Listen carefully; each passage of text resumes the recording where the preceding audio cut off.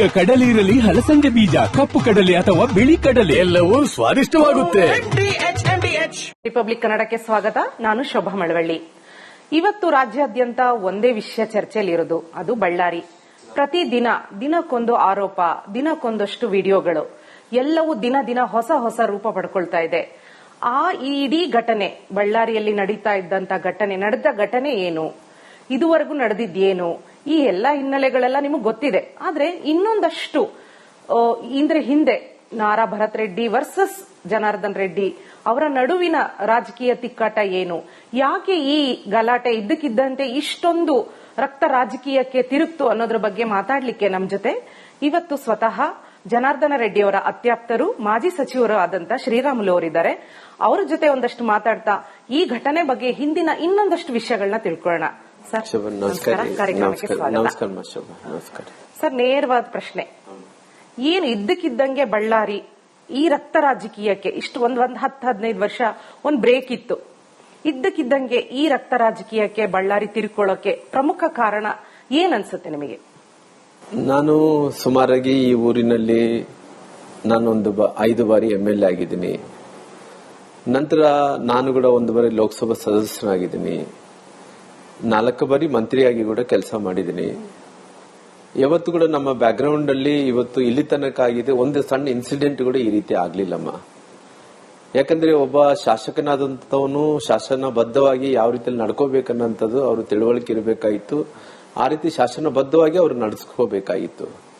ಇವತ್ತು ಜನವರಿ 1ನೇ ತಾರೀಕಿಗೆ ಹತ್ತತ್ರ ಬೆಳಿಗ್ಗೆ ಏನೋ ಬ್ಯಾನರ್ ಕಟ್ಟಂತ ವಿಚಾರ ಅನ್ನೋದಕ್ಕಿಂತ ಕೇವಲ ನೆಪ ಮಾಡಿಕೊಂಡು ಅದನ್ನ ಬ್ಯಾನರ್ ಅನ್ನ ನೆಪ ಮಾಡಿಕೊಂಡು ಜನಾರ್ದನ್ ರೆಡ್ಡಿ ಮನೆ ಹತ್ರ ಜಗಳ ಮಾಡಲೇಬೇಕು ಅನ್ನೋಂಥದ್ದು ಅವರ ಅಭಿಪ್ರಾಯವನ್ನು ಇಟ್ಕೊಂಡು ಜನಾರ್ದನ್ ರೆಡ್ಡಿ ಅವರನ್ನ ಬೆಳಗ್ಗೆನ ಗಂಗಾವತಿಗೆ ಹೋಗ್ತಿದ್ದಂತೆ. ಗಂಗಾವತಿಗೆ ಹೋಗುವಂತ ಸಂದರ್ಭದಲ್ಲಿ ಅವ್ರು ಯಾರೋ ಇಲ್ಲಿದ್ದಂತ ಸ್ವಲ್ಪ ಕಾಂಗ್ರೆಸ್ಸಿನ ನಾಯಕರೆಲ್ಲರೂ ಕೂಡ ಬಂದು ಅವ್ರು ಹೇಳಿದ್ರಂತೆ ಇಲ್ಲಿ ಬ್ಯಾನರ್ ಕಟ್ಟಲೇಬೇಕು ಅಂತೇಳಿ. ಜನಾರ್ದನ್ ರೆಡ್ಡಿ ಅವರು ಹೇಳಿದ್ರಂತೆ ಇಲ್ಲಿ ಕಟ್ಟಬೇಡ್ರಿ, ಬೇಕಾದ್ರೆ ರೋಡ್ ಕಟ್ಕೊಳ್ರಿ, ನನ್ನ ಮನೆಗೆ ಹೋಗಂತ ಆದಿ ಕಟ್ಟಬೇಡ್ರಿ ಅಂತ ಹೇಳಿದಂತೆ. ಅಂದ್ರೆ ರೋಡ್ ಬೇರೆ, ರೋಡ್ ಅವ್ರ ಮನೆಗೆ ಹೋಗಂತ ಆದಿ ಬೇರೆ ಆಗುತ್ತೆ.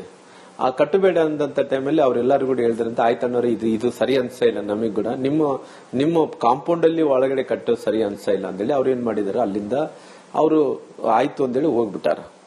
ಹೋಗ್ಬಿಟ್ಟ ನಂತರ ಅವ್ರನ್ನ ಗಂಗಾವತಿಗೆ ಹೋಗಿದ್ರಂತೆ. ನಾನು ಬೆಂಗಳೂರಿಗೆ ಹೋಗಿದ್ದೆ. ಆಗ್ತಾನೆ ನಾನು ಬಂದು ಒಂದು 5 ನಿಮಿಷ ಆಗಿತ್ತು. ಅವ್ರು ಆದಂತ ಟೈಮಲ್ಲಿ ಜನಾರ್ದನ್ ರೆಡ್ಡಿ ಅವರು ಫೋನ್ ಮಾಡಿದ್ರು, ರಾಮ್ಲು ಅವರು ಎಲ್ಲಿದ್ದೀರಿ ಅಂದ್ರಿಗಿನ, ನಾನು ಇಲ್ಲಿ ಮನೇಲಿ ಇವಾಗ ಬೆಂಗಳೂರಿಂದ ಬಂದಿನ್ರಿ ಅಂದ್ರಿಗಿನ. ಜನಾರ್ದನ್ ರೆಡ್ಡಿ ಅವರು ಬಂದ ತಕ್ಷಣನೇ ನನಗೆ ಹೇಳಿದ್ರು ಏನಾಗಿದೆ ಅಂತ ಹೇಳಿದ್ರೆ, ಹಿಂಗ್ ನೋಡ್ರಿ ನನ್ನ ಮನೆ ಹತ್ರ ಎಲ್ಲರೂ ಕೂಡ ಯಾರು ಸತೀಶ್ ರೆಡ್ಡಿ ಅನ್ನೋಂಥವ್ರು 1ನೇ ಬಾರಿ ಅಲ್ಲ 2-3 ಬಾರಿ ಈ ರೀತಿ ನಮ್ಗೆ ತ್ರಾಸ್ ಮಾಡಂತ ಕೆಲಸ ಮಾಡಿದನ. ಯಾವತ್ತು ಕೂಡ ನಾನು ಮಾತಾಡಿಲ್ಲ. ಆದ್ರೆ ಕೂಡ ಇವತ್ತು ನಮ್ಮ ಮನೆ ಎದುರುಗಡೆ ಸಾಕಷ್ಟು ಗುಂಡಾಗಳು ಕರ್ಕೊಂಡ್ಬಂದು ಅವರು ಅಂಗರಕ್ಷಕರು ಕರ್ಕೊಂಡ್ಬಂದು ಅಲ್ಲೆಲ್ಲ ಕೂಡ ಕುಂತು ಬೀರ್ ಕುಡಿತಾ ದಾಂಧಲೆ ಮಾಡ್ತಾ ಇದಾರ. ಮಕ್ಕಳೆಲ್ಲರೂ ಕೂಡ ಸಣ್ಣ ಮಕ್ಕಳಿದಾರ, ಅವ್ರ ಮಕ್ಕಳು ಯಾರು ಸಣ್ಣ ಮೊಮ್ಮಕ್ಕಳು ಎಲ್ಲರೂ ಕೂಡ ಇದಾರ. ಸ್ವಲ್ಪ ತ್ರಾಸ ಆಗ್ತಾ ಇದೆ ಜನಾರ್ದನ್ ರೆಡ್ಡಿ ಶ್ರೀರಾಮ್ಲು ಅಂತೇಳಿ ನನಗೆ ಹೇಳಿದ. ಹಂಗಂದ್ರೆ ಎಲ್ಲಿದ್ದೀವಿ ಅಂದ್ರೆ ಇಲ್ಲಿ ಕುರ್ಗೋಡ್ ಹತ್ರ ಇದ್ದೀನಿ ಅಂದ್ರೆ ಬರ್ರಿ ನೀವು ಕೂಡ ಬರ್ರಿ ನಮ್ಮ ಮನೆಗೆ ಅಂತೇಳಿ. ಮನೆಗೆ ಬಂದ ತಕ್ಷಣ ಅವ್ರದ್ದೇನಾಯ್ತು, ರಾಮ್ಲು ಅವರೇ ಹಿಂಗ್ ಆಗಿದೆ ಅಂತ ಹೇಳಿದ್ರೆ ಎಲ್ಲಿದ್ದಾರೆ ಅವ್ರಿಂದ ಮನೆ ಕಡೆ ಇದಾರೆ. ನಾನು ಜನಾರ್ದನ್ ರೆಡ್ಡಿ ಮನೆಗೆ ಹೋಗ್ಬೇಕಂದ್ರೆ ಇವಾಗ ನಡ್ಕೊಂಡೇ ಹೋಗ್ತಿರ್ತೇನೆ. ಅವ್ರು ಜನಾರ್ದನ್ ರೆಡ್ಡಿ ಹತ್ರ ನನ್ನ ಹತ್ರ ಒಂದು 50 ಮಂದಿ ಮಾತಾಡಕ್ ಬಂದಿದ್ರು. ಅವ್ರನ್ನ ಕರ್ಕೊಂಡು ನಾನು ಹಿಂಗೆ ಕರ್ಕೊಂಡೋದೆ. ಕರ್ಕೊಂಡು ಹೋಗಿದ ತಕ್ಷಣ ಅಲ್ಲಿ ಜನಾರ್ದನ್ ರೆಡ್ಡಿ ಅವ್ರು ನಾನು ಹೋಗ್ತಾ ಇದ್ದಂತೆ ಅತ್ ಯಾರೋ ಸತೀಶ್ ರೆಡ್ಡಿ ಅನ್ನೋರು ಅವ್ರು ಬೈ ಫೋರ್ಸ್ ಅಂದ್ರಿಗಿನ ಆ ಕಡೆ ಡಿವೈಡರ್ ಆ ಕಡೆ ಇದ್ರಿ ಡಿವೈಡ್ ಆರಿ ಆ ಗನ್ಮೆನ್ಗಳೆಲ್ಲರೂ ಕೂಡ ಅವರು ಒಂದು ಫೋರ್ಸ್ ಆಗಿ ಇವ್ರನ್ನ ಅಟ್ಯಾಕ್ ಮಾಡೋ ಪ್ರಯತ್ನ ಮಾಡಿದ್ರು. ಮಾಡಿದಂತ ಟೈಮಲ್ಲಿ ನಾನು ಹೇಳ್ತಾ ಇದ್ದೀನಿ, ನೋಡಪ್ಪ ಹಿಂಗೆಲ್ಲ ಮಾಡೋದು ದೌರ್ಜನ್ಯ ಮಾಡೋದು ಸರಿಯಲ್ಲ. ಈ ರೀತಿ ಮನೆ ಎದುರುಗಡೆ ಬಂದು ನೀವು ಜಗಳ ಮಾಡೋದು ಎಷ್ಟು ಮಟ್ಟಿಗೆ ಸರಿ, ಇಷ್ಟು ಈಗೆಲ್ಲ ಕುಡಿದು ಇಲ್ಲೆಲ್ಲ ಬೀರ್ ಬಾಟ್ಲುಗಳೆಲ್ಲ ಒಕ್ಕೊಟ್ಟಿದ್ರಿ, ಹಿಂಗೆಲ್ಲ ಮಾಡೋದು ನಿಮ್ಗೆ ಶೋಭೆ ಅನಿಸ್ತಾ ಇತ್ತಾನಂತ ಸತೀಶ್ ರೆಡ್ಡಿ ಕೇಳಿದಂತ ಟೈಮಲ್ಲಿ ಕೂಡ ಅವ್ರು ಯಾವ ಪರಿಸ್ಥಿತಿಯಲ್ಲಿ ಇದಾರೋ ಗೊತ್ತಿಲ್ಲ, ಅವ್ರಂತೂ ಕೇಳಂತ ಸ್ಥಿತಿಯಲ್ಲಿ ಇದ್ದಿಲ್ಲ. ಇದ್ದಂತ ಟೈಮಲ್ಲಿ ಅವ್ರು ಏನ್ ಮಾಡಿದ್ರು, ಜನಾರ್ದನ್ ರೆಡ್ಡಿ ಮೇಲೆ ಅವ್ರು ಮಚ್ಚು ಏನೇನೋ ತಗೊಂಡು ಹೋದ್ರಿ. ಆ ಮಚ್ಚು ತಗೊಂಡು ಹೋದಂತ ಟೈಮಲ್ಲಿ ನಾನು ಹೇಳಿದೆ, ನೋಡಪ್ಪ ಅಂತೇಳಿ ತಡಿ ಹಿಡಿದ ತಕ್ಷಣ ಅವರು ಅಷ್ಟೊಳಗಡೆ ನೂಕುನುಗ್ಲಾಯ್ತು. ನಮ್ಮ ಹುಡುಗರು ಕೂಡ ಒಂದು 20-30 ಮಂದಿ ನಮ್ಮ ಹುಡುಗರು ಕೂಡ ಇದ್ರಿ. ನೂಕುನುಗ್ಲಾದಂತ ಟೈಮಲ್ಲಿ ಸಡನ್ ಆಗಿ ಫೈರಿಂಗ್ ಶುರು ಮಾಡಿದ್ರಿ. ಫೈರಿಂಗ್ ಶುರು ಮಾಡಿದ ನಂತರನೇ ಅವ್ರಿಗೆ ಸಿಕ್ಕಾಪಟ್ಟಿ ಅಷ್ಟೊಳಗಡೆ ಸ್ವಲ್ಪ ದಾನ್ಲಾಯ್ತು, ನೂಕುನುಗ್ಲಾಯ್ತು. ಜನಾರ್ದನ್ ರೆಡ್ಡಿ ಅವರು ಅಲ್ಲಿ ತಪ್ಪಿಸ್ಕೊಂಡಂತಂದ್ರೆ ಅವರು ಅಲ್ಲಿ ಸೈಡ್ಗೆ ಹೋದ್ರು. ನನ್ನ ಕೈಲಿ ಕೂಡ ಆ ನೂಕುನುಗ್ಗಲ್ಲಿ ನಿಂದ್ರಕ್ ಆಗ್ಲಿಲ್ಲ ರೀ. ಆ ನೂಕುನುಗ್ಲು ಜಾಸ್ತಿ ಆಗ್ತಾರೆ, ನಾನು ಸೈಡ್ ಹೋಗಿ ನಿಂತೆ. ಅಷ್ಟೊತ್ತೊಳಗಡೆ ಅವ್ರ ಫೈರಿಂಗು ಇಲ್ಲಿ ಹಿಂಗ ಮೇಲೆ ಆರಿಸ್ತಾರೆ, ಕೆಳಗಡೆ ಆರಿಸ್ತಾರೆ. ಅವರು ಗನ್ ಹೆಂಗ್ ಬೇಕಂಗ ತಿರುಗುತ್ತಾ ಇದಾರೆ. ಆ ತಿರುವಂತ ಟೈಮಲ್ಲಿ ಜನಾರ್ದನ್ ರೆಡ್ಡಿ ಅವರು ಕೂಡ ಪಾಪ ಅವ್ರ ಗುಂಡುಗಳು ಬಿದ್ದು ಕೆಲವೊಂದು ಗಿಡಕ್ಕೆ ಹೊಡೆದು ಅವ್ರ ಗಾಡಿ ಹತ್ರ ಹೊಡೆದು ಅವ್ರು near to the Janardhan Reddy ಹತ್ತತ್ರ ರೀ ಆ ಸಿಕ್ಕಾಪಟ್ಟಿ ಫೈರ್ ಮಾಡಿ ಅವ್ರ ಇಂಟೆನ್ಷನ್ ಆಮೇಲೆ ಏನ್ ಘಟನೆ ಆಗಿದೆ ಅನ್ನೋದಕ್ಕಿಂತ ಅಲ್ಲಿ ಇಂಟೆನ್ಷನ್ ಅವ್ರದ್ದು ಏನಾಗಿತ್ತು ಅಂತ ಹೇಳಿದ್ರೆ ಫೈರಿಂಗ್ ಮಾಡಬೇಕು, ಜನಾರ್ದನ್ ರೆಡ್ಡಿ ಅವ್ರನ್ನ ತ್ರಾಸ್ ಮಾಡಬೇಕು, ಅವ್ರ ಏನೊಂದು ತೊಂದರೆ ಮಾಡಬೇಕು, ಏನು ಅಪಾಯ ಮಾಡ್ಬೇಕನ್ನಂತ ಉದ್ದೇಶವನ್ನು ಇಟ್ಕೊಂಡು ಪ್ಲಾನ್ ಆಗಿ ಬಂದಾರಿ. ನಮ್ಗೇನು ಗೊತ್ತಿಲ್ಲ ಆ ಉದ್ದೇಶ ಅಂತ ಅನ್ಸುತ್ತೆ ನಿಮಗೆ. ಏನು ಸತೀಶ್ ರೆಡ್ಡಿ ಅವರಾಗ್ಲಿ ಅಥವಾ ನಾರಾ ಭರತ್ ರೆಡ್ಡಿ ಅವ್ರಿಗೆ ಏನ್ ಉದ್ದೇಶ ಇತ್ತು ಈ ಬ್ಯಾನರ್ ಕಟ್ಟೋ ವಿಷಯನ ಇಲ್ಲಿ ತನಕ ತರೋ ಉದ್ದೇಶ ಏನಿತ್ತು? ಅಂದ್ರೆ ಅವರು ಅಂದ್ರೆ ಮುಂಚೆಯಿಂದ ಕೂಡ ಒಂದು ರೀತಿ ರೀ, ಯಾಕಂದ್ರೆ ಆ ಹುಡುಗನಿಗೆ ಏನೋ ಜನಾರ್ದನ್ ರೆಡ್ಡಿ ಅವರನ್ನು ವಿಧಾನ ಸಭೆಯಲ್ಲಿ ಅವ್ರಿಗೆ ಇವರಿಗೆ ಕೆಲವೊಂದು ಮಾತುಕತೆಗಳು ಒಬ್ರ ಮೇಲೆ ಒಬ್ರು ಮಾತುಗಳು ಜಾಸ್ತಿ ಆಗಿದ್ದು ರೀ. ಭರತ್ ರೆಡ್ಡಿ ಅವತ್ತು ಜನಾರ್ದನ್ ರೆಡ್ಡಿ ಅವರು ನಾರಾ ಭರತ್ ರೆಡ್ಡಿ ಅವರು ವಿಧಾನಸೌಧದಲ್ಲಿ ಸೆಷನ್ ನಡೆಯುವಂತ ಟೈಮಲ್ಲಿ ಸ್ಪೀಕರ್ ಆದಂತ ನಮ್ಮ UT ಖಾದರ್ ಅವರು ಇದ್ರು. ಅವರು ಕೂಡ ಅವ್ರದ್ದು ನೋಡ್ರಿ ನಿಮ್ದೇನ ವೈಷಮ್ಯಗಳಿದ್ರೆ ನಿಮ್ ಮನೇಲಿ ನೋಡ್ಕೊಳ್ರಿ, ಈ ರೀತಿ ಶಾಸನಬದ್ಧವಾಗಿ ನಾವು ಶಾಸಕರಾದಂತವ್ರು ಸದನದಲ್ಲಿ ಹೆಂಗ್ ನಡ್ಕೋಬೇಕಂತ ಗೊತ್ತಾಗುತ್ತೆ. ಈ ರೀತಿ ಅವಾಂಛ ಶಬ್ದಗಳಿಂದ ಮಾತಾಡೋದು ಯಾರಿಗೆ ಶೋಭೆ ತರಲ್ಲ ಅಂತೇಳಿ ಅವತ್ತು UT ಖಾದರ್ ಕೂಡ ಅವತ್ತು ಹೇಳಂತ ಕೆಲಸ, ಸ್ಪೀಕರ್ ಆಗಿರೋ ಕಾರಣ ಅವ್ರು ಹೇಳಂತ ಕೆಲಸ ಮಾಡಿದಾರೆ. ನಂತರ ದಿನಗಳಲ್ಲಿ ಆದ ಮೇಲೆ ಸಾಕಷ್ಟು ಬೇರೆ ವಿಚಾರ ಹೋಗಂತ ಟೈಮಲ್ಲಿ ಕೂಡ ಅವ್ರನ್ನ ರೇಗಿಸೋದು, ಕಾಡಿಸೋದು, ಏನನ್ನ ತ್ರಾಸ್ ಮಾಡ್ಬೇಕನ್ನೋ ಪ್ರಯತ್ನ ಮಾಡೋದು. ಇವತ್ತು ಒಂದೇ ದಿನದಲ್ಲ ರೀ, ಸಾಕಷ್ಟು ದಿನಗಳಿಂದ ಮನಸ್ಸಲ್ಲಿ ಇಟ್ಕೊಂಡು ಇವತ್ತು ಏನೋ ಒಂದು ಕಡೆ ಬ್ಯಾನರ್ ಮುಖಾಂತರನಾಗ್ಲಿ ಜಗಳ ಮಾಡ್ಕೋಬೇಕು ಅನ್ನಂತ ಬಂದಂತ ಟೈಮಲ್ಲಿ ಅವ್ರು ಅಷ್ಟೊಂದು ದಾಂಧಲೆ ಮಾಡಿ ಹೋಗ್ಬಿಟ್ರಿ. ದಾಂಧಲೆ ಮಾಡಿದ ತಕ್ಷಣ ಟಿವಿಯಲ್ಲೆಲ್ಲ ಕೂಡ ಏನಾಯ್ತು, ರಾಮ್ಲು ಅವರಿಗೆ ಗುಂಡು ಬಿದ್ದಿದೆ ಅಂತೇಳಿ ಆ ಟಿವಿಯಲ್ಲೆಲ್ಲ ಕೂಡ ಬಂತ್ರಿ. ಏನಂದ್ ಬಂತು, ಇಲ್ಲಿ ಫೈರ್ ಹೆಂಗಾಗಿದೆ, ಫೈರಿಂಗ್ ಅಲ್ಲಿ ರಾಮ್ಲುಗೆ ಏನೋ ತ್ರಾಸ ಆಗಿದೆ ಅನ್ನೋದು ಅವರು ಏನೋ ಸ್ವಲ್ಪ ಜನ ಎಲ್ಲ ತಿಳ್ಕೊಂಡು ಸಡನ್ ಆಗಿ ಗೊತ್ತಾದ ತಕ್ಷಣ ನನ್ನ ಬಹಳಷ್ಟು ಮಂದಿ ನಮ್ಮ ಸಂಬಂಧಿಕರು, ನಮ್ಮ ಫಾಲೋವರ್ಸ್, ನನಗೆ ಬೇಕಾದಂತ ಬಂಧು ಬಳಗ, ಸಣ್ಣ ಹುಡುಗಿಯರ್ರಿ, 10 ವರ್ಷ ಹುಡುಗಿನಿಂದ 90 ವರ್ಷ ಮುದುಗಿತನ ಓಡಿ ಬಂದಾರ್ರಿ. ಆದ ತಕ್ಷಣ ಹಿಂಗ ಆಗಿದೆ ಅಂದ ತಕ್ಷಣ ಎಷ್ಟು ಮಂದಿ ಓಡಿ ಬಂದಾರೆ ಅಂದ್ರೆ ನಾನು ಕಂಟ್ರೋಲ್ ಮಾಡಕ್ಕೆ ಆಗ್ಲಿ, ಅಷ್ಟು ಮಂದಿ ಓಡಿ ಬಂದಾರ್ರಿ. ಓಡಿ ಬಂದ ತಕ್ಷಣ ಅಲ್ಲಿ ಏನಾಯ್ತು, ಅಷ್ಟೊತ್ತೊಳಗೆ ಅವ್ರು ಕೂಡ ತುಂಬಾ ಜನ ಸೇರ್ಕೊಂಡ್ಬಿಟ್ಟಿದ್ರಿ.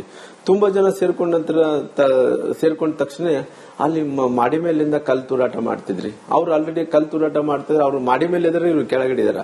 ಅವ್ರು ಎಷ್ಟು ತೂರಾಟ ಮಾಡಿದ್ರೆ ಅಷ್ಟು ಕಲ್ಲುಗಳು ಬಂದು ಇವ್ರು ತಲೆಗೆ ಹೊಡಿತಾವ, ಟಪ್ ಟಪ್ ಟಪ್ ಟಪ್ ಅಂತ ತಲೆ ಹೊಡೆದೋಗ್ತಾರೆ. ಅವ್ರು ಏನ್ ಮಾಡ್ತಾರೆ, ಅವ್ರ ಮೇಲೆ ಇದಾರೆ, ಇವ್ರು ಕೆಳಗಡೆ. ಅವ್ರು ಪ್ಲಾನ್ ಮಾಡ್ಕೊಂಡಿದ್ರೆ ನಾವೇನು ಗೊತ್ತಿಲ್ಲ. ಅಷ್ಟೊತ್ತೊಳಗಡೆನೆ ಅಲ್ಲಿ ಒಂದು ಆಟೋ ಹೋಗ್ತಾ ಇತ್ತು. ಆಟೋ ಹೋಗಂತ ಟೈಮ್ ಪೊಲೀಸರು ತಡಿದ ತಕ್ಷಣ ಅವರು ಆಟೋ ಡ್ರೈವರ್ ನಿಲ್ಲಾರ್ದಂತ ಟೈಮ್ ಪೊಲೀಸರು ಬೈ ಫೋರ್ಸ್ ಮಾಡಿದ್ರೆ 1-2 ಬಾಟ್ಲುಗಳು ಬಿದ್ದೋದ್ರಿ. ಒಂದು ಬಿದ್ದೋದಂತ ಟೈಮಲ್ಲಿ ಅದೆಲ್ಲ ಕೂಡ ಪೆಟ್ರೋಲ್ ಆಗಿತ್ತು. ಪೆಟ್ರೋಲ್ ಬಾಟ್ಲುಗಳಲ್ಲಿ ತುಂಬಿಕೊಂಡಿದ್ರು. ಅವರು SP ಸರ್ಕಲ್ದಲ್ಲಿ ಬ್ರಾಂಚಿ ಶಾಪದಲ್ಲಿ ಒಂದು 300 ಮಂದಿ ಕುಡ್ದಾರ್ರಿ. 300 ಮಂದಿ ಕುಡಿದ ನಂತರ ಅವೆಲ್ಲ ಕೂಡ ಏನ್ ಪೆಟ್ರೋಲ್ ತುಂಬಿಕೊಂಡಾರ, ಆ ತುಂಬಿಕೊಂಡಿದ್ದಂತ ಪೆಟ್ರೋಲ್ ಅಲ್ಲಿ ಬಾಟ್ಲಿಗಳು ತುಂಬಿಕೊಂಡು ಆ ಪೆಟ್ರೋಲ್ ಪಂಪ್ ಏನ್ ತಯಾರು ಮಾಡಿದಾರೋ ಅಲ್ಲಿ ಕೂಡ ರೆಕಾರ್ಡಿಂಗ್ ಆಗಿದೆ ರೀ. ಇವರೆಲ್ಲ ಕೂಡ ಬೆಳಗ್ಗೆಯಿಂದ ಕೂಡ ಇನ್ಸಿಡೆಂಟ್ ಆಗಿದ್ದು ಬೆಳಗ್ಗೆ 9:30-10 ಗಂಟೆಗೆ ಏನೋ ಪ್ರಾರಂಭ ಆಯ್ತು. 2 ಗಂಟೆಗೆ ಪೊಲೀಸರು ಬಂದು ಆ ಬ್ಯಾನರ್ ಅನ್ನು ಅವ್ರ ಅಂಗಳದಲ್ಲಿ ಹಾಕಬಾರ್ದಪ್ಪ, ತಪ್ಪಾಗುತ್ತೆ ಅಂತ ಸರ್ 2 ಗಂಟೆಯಿಂದ ಮತ್ತೆ 6 ಗಂಟೆಗೆ ಒಂದು ಇನ್ಸಿಡೆಂಟ್, 7 ಗಂಟೆಗೆ ಒಂದು ಇನ್ಸಿಡೆಂಟ್ ಆಗುತ್ತೆ. ಆ 7 ಗಂಟೆ ಇನ್ಸಿಡೆಂಟ್ ಆದಂತ ಟೈಮಲ್ಲಿ ಇದೆಲ್ಲ ಕೂಡ ನಡೆದಿರೋ ಕಾರಣ ಅದೆಲ್ಲ ಕೂಡ ಪ್ಲಾನ್ ಮಾಡಿಕೊಂಡು ಜನಾರ್ದನ್ ರೆಡ್ಡಿ ಅವ್ರ ಮೇಲೆ ಮುಂಚೆಯಿಂದ ಕೂಡ ಅವ್ರಿಗೆ ಸ್ವಲ್ಪ ಸೇಡ್ರಿ. ಯಾಕಂದ್ರೆ ಜನಾರ್ದನ್ ರೆಡ್ಡಿ ಅವರು ಮುಂಚೆಯಿಂದ ಕೂಡ ಸುಮಾರಾಗಿ ಅವ್ರು ಕೂಡ ಒಂದು 30 ವರ್ಷ ರಾಜಕಾರಣ ಮಾಡ್ಕೊಂತ ಬಂದಾರ್ರಿ. ಮುಂಚೆಯಿಂದ ಕೂಡ ಕ್ಲಿಯರ್ ಆಗಿ ಅಂದ್ರೆ ವ್ಯಾಪಾರ ರಾಜಕಾರಣ ಒಂದು ಮಾಡಕ್ ಹೋಗಲ್ಲ, ವ್ಯಾಪಾರನೇ ಬೇರೆ ರಾಜಕಾರಣ ಒಂದಾದಂತ ಟೈಮ್ ಅವ್ರಿಗೆಲ್ಲ ಏನಂದ್ರೆ ಜನಾರ್ದನ್ ರೆಡ್ಡಿ ಅವರು ಈ ರೀತಿ ರಾಜಕಾರಣದಲ್ಲಿ ಇವತ್ತು ಶಾಸಕರಾಗಿದ್ದಾರೆ, ಅವ್ರಿಗೇನನ್ನ ತ್ರಾಸ್ ಮಾಡೋದ್ರಿಂದ ನಾವು ದೊಡ್ಡವರಾಗಬಹುದು ಅನ್ನಂತ ಭಾವನೆ ಇಟ್ಕೊಂಡು ಬಂದಿದ್ದಾರೆ. ಭರತ್ ರೆಡ್ಡಿ ಅವರು ಹೇಳ್ತಾರೆ, ನಾನು 34 ವರ್ಷದ MLA, ಅವ್ರು 63 ವರ್ಷದ ಹಿರಿಯರು. ನಮ್ಮಿಬ್ಬರ ನಡುವೆನ ಇದು ದ್ವೇಷ ಅಲ್ಲ, ಇದು ನನ್ನ ತಂದೆ ಕಾಲದಿಂದನೂ ನಡ್ಕೊಂಡ್ ಬಂದಿರೋದು, ಸೂರ್ಯನಾರಾಯಣ ರೆಡ್ಡಿ ಅವರ ಕಾಲದಿಂದನೂ ನಡ್ಕೊಂಡ್ ಬಂದಿರೋದು. ನನ್ನ ತಂದೆಯವರಿಗೂ ಜನಾರ್ದನ್ ರೆಡ್ಡಿ ಅವರು ಈ ರೀತಿಯ ಹಲವು ಸಮಸ್ಯೆಗಳನ್ನ ಉಂಟು ಮಾಡಿದ್ರು, ಒಂದಷ್ಟು ಗಲಾಟೆಗಳು ನಡೆದಿತ್ತು. ಈ ಹಳೆ ವೇಷಮೆಯನ್ನ ನನ್ನ ಕಾಲಕ್ಕೂ ಮುಂದುವರಿಸಿಕೊಂಡು ಬರ್ತಿದ್ದಾರೆ ಅನ್ನೋ ಆರೋಪ ನಿಜ. ಜನಾರ್ದನ್ ರೆಡ್ಡಿ ಅವ್ರದ್ದು ಅವ್ರ ತಂದೆ ಮೇಲೆ ಏನ್ ಅಭಿಪ್ರಾಯ ಇದೆನೋ ಬೇಕಾದ್ರೆ ಅವ್ರ ಹತ್ರ ಕೇಳಿ ತಿಳ್ಕೊಳ್ರಿ. ನೀವು ನೋಡ್ದಂಗ ಆ ತರದ್ ನಾನು ಸೂರ್ಯನಾರಾಯಣ ರೆಡ್ಡಿ ಅವ್ರನ್ನ ತುಂಬಾ ವರ್ಷಗಳ ಕಾಲ ನೋಡಿದ್ದೇನ್ರಿ. ಒಂದು ಕಾಲದಲ್ಲಿ ಸುಷ್ಮಾ ಸ್ವರಾಜ್ ಅವರು ಸ್ಪರ್ಧೆ ಮಾಡಿದಂತ ಟೈಮಲ್ಲಿ ನಾವು ಮತ್ತು ಬಿಜೆಪಿ ಮತ್ತು JDU ಅಂದ್ರೆಗಿನ ನಾವೆಲ್ಲ ಕೂಡ ಅಲೈನ್ಸ್ ಅಲ್ಲಿ ಅವಾಗ 2007-8ರಲ್ಲಿ 6-7ರಲ್ಲಿ ಸುಷ್ಮಾ ಸ್ವರಾಜ್ ಅವರು ಇಲ್ಲಿ ಸ್ಪರ್ಧೆ ಮಾಡಿದಂತ ಟೈಮಲ್ಲಿ ಕೂಡ ಅವರು ಅವತ್ತಿನ ಸಂದರ್ಭದಲ್ಲಿ ಅವರು ಕೂಡ ಒಬ್ಬ MLA ಆಗಿ ನಿಂತಿದ್ದರಿ. ನಂತರ MP ಪ್ರಕಾಶ್ ಅವರು ಕೂಡ ಇದ್ರು, JDU ನಿಂದ ಅವರು ನಿಂತಿದ್ರು. ಅವತ್ತು ಅಲೈನ್ಸ್ ಇದ್ದಂತ ಟೈಮಲ್ಲಿ ಕೂಡ ಅವತ್ತಿನ ನಾವು ನೋಡಿದಂತ ಟೈಮಲ್ಲಿ ಕೂಡ ನನಗೆ ಅವ್ರ ಬಗ್ಗೆ ತುಂಬಾ ಗೌರವ ಇದೆ, ಇಲ್ಲ ನನ್ನ ವೈಯಕ್ತಿಕವಾಗಿ ಗೌರವ ಇದೆ. ಆದ್ರೆ ಅವರು ಸೂರ್ಯನಾರಾಯಣ ರೆಡ್ಡಿ ಅವರು, ಜನಾರ್ದನ್ ರೆಡ್ಡಿ ಅವರಾಗ್ಲಿ ಯಾವತ್ತೂ ಕೂಡ ಅವ್ರ ಮಧ್ಯದಲ್ಲಿ ಬೇರೆ ಸುಮ್ಮನೆ ಪೊಲಿಟಿಕಲ್ ಆಗಿ ಮಾತಾಡ್ಕೋಬಹುದಾಗ್ಲಿ, ಯಾವತ್ತೂ ಕೂಡ ಘರ್ಷಣೆ ಈ ರೀತಿ ಅಂದ್ರೆ ನನ್ನ ವೈಯಕ್ತಿಕವಾಗಿ ನನ್ನಂತ ಇವತ್ತು ಸೂರ್ಯನಾರಾಯಣ ರೆಡ್ಡಿ ಅವರು ಇವತ್ತು ಗುಡ್ ಮ್ಯಾನ್, ಅವ್ರೇನ್ ಕೆಟ್ಟವರಲ್ಲ. ಅವ್ರು ಕೂಡ ಬಹಳಷ್ಟು ರಾಜಕಾರಣದಲ್ಲಿ ಆವತ್ತಿನ ಮುಖ್ಯಮಂತ್ರಿಗಳಿಗೆ ಆಪ್ತ ಕಾರ್ಯದರ್ಶಿಯಾಗಿ ಕೆಲಸ ಮಾಡಿದಂತವ್ರು, ಸಲಹೆಗಾರಾಗಿ ಕೆಲಸ ಮಾಡಿದಂತವ್ರು. ಅವ್ರು ಕೂಡ ರಾಜಕೀಯ ಹಿನ್ನೆಲೆಯಿಂದ ಬಂದಂತ ಕುಟುಂಬ. ಆದ್ರೆ ರಾಜಕೀಯ ಹಿನ್ನೆಲೆ ಬಂದಂತ ಕುಟುಂಬ ಆಗಿದ್ರು ಕೂಡ ಯಾವತ್ತು ಕೂಡ ಅವತ್ತು ಅವ್ರದಾದಂತ ನಡವಳಿಕೆ, ಅವರು ರಾಜಕಾರಣ ಮಾಡೋದು, ನಮ್ಮ ಪಾಟಿಗೆ ನಾವು ರಾಜಕಾರಣ ಮಾಡ್ಕೊಂಡ್ವಿ. ಅವರು ಬ್ಯಾಕ್ ಗ್ರೌಂಡ್ ಅಲ್ಲಿ ಬೇರೆ ಬೇರೆ ಇದ್ರೆ ಕೂಡ ಎಲ್ಲಿ ಕೂಡ ಬಹಿರಂಗವಾಗಿ ಕಾಣಿಸ್ಕೊಂಡಿಲ್ಲ. ಒಳಗಡೆ ಏನ್ ಮಾಡ್ತಾ ಇದಾರೋ ಗೊತ್ತಿಲ್ಲ, ಹೊರಗಡೆ ಅಂತ ಎಲ್ಲಿ ಕಾಣಿಸ್ಕೊಂಡಿಲ್ಲ. ಹಂಗಾಗಿ ಜನಾರ್ದನ್ ರೆಡ್ಡಿ ಅವ್ರಿಗೆ ವಶಮ್ ಇರುವಂತ ಟೈಮಲ್ಲಿ ಕೂಡ ಎಲ್ಲಿ ಉದಾಹರಣೆ ನೋಡಿಸ್ರಿ, ಎಲ್ಲಿ ಜನಾರ್ದನ್ ರೆಡ್ಡಿ ಅವರಿಗೆ ಸೂರ್ಯನಾರಾಯಣ ರೆಡ್ಡಿ ಅವರಿಗೆ ಎಲ್ಲಿ ಜಗಳ ಆಗಿದೆ? ಎಲ್ಲಿ ಕೂಡ ಜಗಳ ಆಗ್ಲಿಲ್ಲ. ಆಮೇಲೆ ಜನರು ಅವ್ರು ತಿರಸ್ಕಾರ ಮಾಡಿದ್ರಂದ್ರೆ ಅವ್ರು ಕೆಟ್ಟವ್ರು ಇದ್ದಂತೆ ಅಲ್ರಿ. ಇವಾಗ ಇವತ್ತು ನಾರಾಯಣ ರೆಡ್ಡಿ ಅವರನ್ನು ಅವ್ರು ಕೂಡ ರಾಜಕಾರಣ ಹಿನ್ನೆಲೆಯಿಂದ ಬಂದಂತವ್ರು, ಅವ್ರು ಕೂಡ ಮೀಸಲಾತಿ ಆಗಿರೋ ಕಾರಣ ಅವ್ರಿಗೆ ಅಲ್ಲಿ ಕ್ಷೇತ್ರ ಇಲ್ಲದಂಗ ಆಯ್ತು. ಇಲ್ಲಿದ್ರೆ ಕುರುಗೋಡು ಜನರಲ್ ಇರ್ತಾ ಇತ್ತು. ಅವ್ರು ಇದ್ದಂತ ಟೈಮಲ್ಲಿ ಅವ್ರು ರಾಜಕಾರಣದಿಂದ ದೂರ ಹೋಗ್ಬೇಕಾಯ್ತು. ನಂತರ ದಿನಗಳಲ್ಲಿ ಭರತ್ ರೆಡ್ಡಿ ಅವರು, ಅವ್ರ ತಂದೆಯವರು ಕೂಡ ಭರತ್ ರೆಡ್ಡಿ ಅವ್ರನ್ನ ಇಷ್ಟು ಮಟ್ಟಿಗೆ ಒಬ್ಬ MLA ತರ್ಲಿಕ್ಕೋಸ್ಕರ, ಒಬ್ಬ MLA ಅವ್ರ ಮನೇಲಿ ಆಗ್ಲಿಕ್ಕೋಸ್ಕರವಾಗಿ ಅವ್ರ ತಂದೆಯವರು ಕೂಡ ಹತ್ತದ್ರ ನನಗೆ ಗೊತ್ತಿರೋ ಪ್ರಕಾರ 25 ವರ್ಷಗಳ ಕಾಲ ಕಾದಾರ. ಅವರು ಕೂಡ 25 ವರ್ಷಗಳ ಕಾದ ನಂತರ ಇವತ್ತು ಅವ್ರ ಮನೆಗೆ ರಾಜಕಾರಣ ಅವಕಾಶ ಸಿಕ್ಕಿದೆ. ಪಾಪ ಭರತ್ ರೆಡ್ಡಿ ಅವರು ಹೇಳ್ತಾರೆ, ಈ ಬ್ಯಾನರ್ ಕಟ್ಟೋದು ಒಂದ್ ಸಣ್ಣ ವಿಚಾರ. ಜನಾರ್ದನ್ ರೆಡ್ಡಿ ಅವ್ರ ಮನೆ ಮುಂದೆ ಬ್ಯಾನರ್ ಕಟ್ಟಿದ್ರೆ ನನಗೆ ಫೋನ್ ಮಾಡಿ ಹೇಳ್ಬೋದಾಗಿತ್ತು, ನೋಡಪ್ಪ ನಿಮ್ ಹುಡುಗರು ಬಂದು ನನ್ಗೆ ಇಲ್ಲಿ ನಮ್ಮನೆ ಮುಂದೆ ಬ್ಯಾನರ್ ಕಟ್ಟಿದ್ದಾರೆ, ತೆರವುಗೊಳಿಸು ಅಂತ ಅವ್ರು ಹೇಳ್ಬೋದಿತ್ತು, ಅವ್ರ PA ಆದ್ರೂ ಹೇಳ್ಬೋದಾಗಿತ್ತು. ಇದನ್ನ ಈ ಲೆವೆಲ್ಗೆ ತಗೊಂಡೋಗಿ ಅವರ ಹುಡುಗರು ಗುಂಪು ಕಟ್ಟಿ ಘರ್ಷಣೆ ಮಾಡಿ ಒಂದು ಪೀಕ್ ತಗೊಂಡೋಗಿದ್ದೆ ಜನಾರ್ದನ್ ರೆಡ್ಡಿ ಅವ್ರ ಕಡೆಯವರು ಅಂತಿದ್ದಾರೆ ಭರತ್ ರೆಡ್ಡಿ. ನಿನ್ನೆ ಸಾಹೇಬರು, ಮುಖ್ಯಮಂತ್ರಿ ಸಾಹೇಬರು ಈ ಜಗಳ ಆದ್ಮೇಲೆ ಅವ್ರು ಯಾವುದೇ ರೀತಿಯಲ್ಲಿ ಸಪೋರ್ಟ್ ಮಾಡಿಲ್ಲ. ಅವ್ರನ್ನ ಈ ಮಧ್ಯದಲ್ಲಿ ತರೋದು ಕೂಡ ಸರಿ ಕಾಣಲ್ಲ ನನಗೆ ಗೊತ್ತಿರೋಂತ ಪ್ರಕಾರ. ಇವರು ನಾರಾ ಭರತ್ ರೆಡ್ಡಿ ಅವರು ಹೇಳ್ತಾ ಇದಾರೆ, ನೋಡಪ್ಪ ಬ್ಯಾನರ್ ಬಂದು ಕಟ್ಟಿದ್ರೆ ನನಗೆ ಫೋನ್ ಮಾಡ್ಬೇಕಾಗಿತ್ತು, ಮಾಡಿ ತೆರವುಗೊಳಿಸಬೇಕಾಗಿತ್ತು ಅಂತ ಹೇಳ್ತಾರೆ. ನಾನೇನ್ ಹೇಳ್ತೀನಿ, ಬ್ಯಾನರ್ ಕಟ್ಟಕ್ಕೆ ಯಾರು ಬೇಡನಕ್ಕೂ ಹೋಗಲ್ರಿ. ಯಾಕಂದ್ರೆ ಮಹರ್ಷಿ ವಾಲ್ಮೀಕಿಯವರು ಪುತ್ಥಳಿ ಅನಾವರಣ ಕಾರ್ಯಕ್ರಮ ನಡಿಬೇಕಾಯ್ತು. ಬೇರೆ ಬೇರೆ ಕಾರಣದಿಂದ ಎಲ್ಲ ಊರೆಲ್ಲ ಕೂಡ ಶೃಂಗಾರ ಮಾಡಿದೆ, ಅದ್ರಲ್ಲಿ ಯಾರು ಇಲ್ಲ. ನಾವೆಲ್ಲರೂ ಕೂಡ ಅಂದ್ರೆ ಪಾರ್ಟಿಯಿಂದ ಮಾಡಿದ್ರೆ ನಾವು ಹೋಗಲ್ಲ, ಪಾರ್ಟಿಯಿಂದ ಮಾಡಿದ್ರೆ ನಾವೆಲ್ಲರೂ ಕೂಡ ಹೋಗಿ ಪಾರ್ಟಿಸಿಪೇಟ್ ಮಾಡ್ಬೇಕಂತ ಆ ರೀತಿ ರೀ. ಯಾಕಂದ್ರೆ ಮಹರ್ಷಿ ವಾಲ್ಮೀಕಿಯವರು ಇವತ್ತು ಜಗತ್ತಿಗೆ ಪ್ರಸಿದ್ಧವಾದಂತ ಒಬ್ಬ ಮಹರ್ಷಿಯವರು. ಅಂತ ಸಂದರ್ಭದಲ್ಲಿ ಇವರು ಆ ಬ್ಯಾನರ್ ವಿಚಾರದಲ್ಲಿ ಅವರು ಮನೆ ಹತ್ರ ಬಂದು ಕಾಂಪೌಂಡ್ ವಾಲ್ ಕಟ್ಟಿರೋಕ್ಕೋಸ್ಕರವಾಗಿ ಜಗಳ ಆಗಿದೆ. ಅಕಸ್ಮಿತವಾಗಿ ಇವತ್ತು ಪ್ರಚೋದನೆ ಅನ್ನಂಥದ್ದು ಎಲ್ಲಿಂದ ಪ್ರಾರಂಭ ಆಗುತ್ತೆ? ಇವತ್ತು ಪ್ರಚೋದನೆ ಅನ್ನಂಥದ್ದು ಬ್ಯಾನರ್ ಹರಿದಿದ್ದಕ್ಕೋಸ್ಕರವಾಗಿ ಅನ್ನೋದಲ್ಲ ಇಂಪಾರ್ಟೆಂಟ್, ಬ್ಯಾನರ್ ಎಲ್ಲಿ ಕಟ್ಟಿದ್ವಿ ಅನ್ನೋಂಥದ್ದು ಅದು ಕೂಡ ಪ್ರಚೋದನೆ ಆಗುತ್ತೆ. ನಾನೇನ್ ಹೇಳ್ತೀನಿ, ಸಾಹೇಬ್ರು, ಮುಖ್ಯಮಂತ್ರಿ ಸಾಹೇಬ್ರು ಆಗಿರ್ಬೋದು, ನಾರಾ ಭರತ್ ರೆಡ್ಡಿ ಅವರು ಆಗಿರ್ಬೋದು, MLA ಆಗಿರೋ ಕಾರಣ ಇವತ್ತು ಬ್ಯಾನರ್ ಎದಕ್ಕೋಸ್ಕರವಾಗಿ ಅವ್ರು ಕಾಂಪೌಂಡ್ ಅಲ್ಲಿ ಯಾಕೆ ಕಟ್ಟಿದ್ರಿ? ನೀವು ಜಗಳ ಮಾಡ್ಕೋಬೇಕಂತ ಹೇಳಿ ಕಟ್ಟಿದ್ರಲ್ಲ. ಇವಾಗ ಹೇಳ್ತೀರಿ ಬ್ಯಾನರ್ ಹರಿದಿದ್ಕೋಸ್ಕರವಾಗಿ ಪ್ರಚೋದನೆ ಅಲ್ಲ, ಬ್ಯಾನರ್ ಕಟ್ಟಿದ್ಕೋಸ್ಕರವಾಗಿ ಪ್ರಚೋದನೆ ಅನ್ನಂತ ಮಾತನ್ನು ಹೇಳ್ತೀನಿ. ಯಾಕಂದ್ರೆ ನೀವು ಬ್ಯಾನರ್ ಕಟ್ಟಿ ಅವರು ಅಂಗಳದಲ್ಲಿ ಕಟ್ಟಿ ಅವರು ಹೋಗಂತ ಮನೆಗೆ ರಸ್ತೆಗೆ ಹೋಗ್ಲಾರ್ದಂತ ನೀವು ಬ್ಯಾನರ್ ಕಟ್ಕೊಂಡು ಇಲ್ಲ ನಾವೇ ಅಲ್ಲೇ ಕುಡಿದು ಅಲ್ಲೇ ಕುಂತು ಇಲ್ಲ ನಾವ್ ಇಲ್ಲೇ ಕಟ್ತೀವಿ ಅಂದ್ರೆ ಯಾರು ಕೂಡ ಅದು ಒಪ್ಪಲ್ಲ. ಅಂದ್ರೆ ಇದೆಲ್ಲ ಪ್ಲಾನ್ ಮಾಡಿದ್ರು ಅಂತ ಅವರು ಇನ್ಸಿಡೆಂಟೇ ಪ್ಲಾನ್ ಮಾಡ್ಕೊಂಡು ಬಂದಿರೋ ಕಾರಣ. ನೋಡ್ರಿ, ಬೆಳಿಗ್ಗೆ ಒಂದು ಇನ್ಸಿಡೆಂಟ್, ಮಧ್ಯಾಹ್ನ ಬಂದ ಪೊಲೀಸರು ತೆರವುಗೊಳಿಸ್ತಾರ, ಮತ್ತೆ ಸಾಯಂಕಾಲ ಒಂದು ಇನ್ಸಿಡೆಂಟ್, ಅವ್ರು ಬಂದು ಸಾಯಂಕಾಲ ಜಗಳ ಮಾಡ್ತಾರಂದ್ರಿಗ ಅವ್ರೆಲ್ಲ ಕೂಡ ಕಲ್ಲುಗಳು, ಪೆಟ್ರೋಲ್ ಬಾಂಬ್ಗಳು ಇವೆಲ್ಲ ಕೂಡ ಒಂದೇ ಸರಿ ಇನ್ಸಿಡೆಂಟ್ ಆಗಿ ಯಾವಾಗಲ್ಲ ನೋಡ್ರಿ. ಇವೆಲ್ಲ ಕೂಡ ಪ್ಲಾನ್ ಮಾಡ್ಕೊಂಡಂತ ಟೈಮಲ್ಲಿ ನನಗೆ ಗೊತ್ತಾಯ್ತು, ಪೆಟ್ರೋಲ್ ಬಾಂಬ್ ನೋಡಿದ ತಕ್ಷಣ ಕೆಜಿಹಳ್ಳಿ ಡಿಜೆಹಳ್ಳಿ ನೆನಪಾಯ್ತು.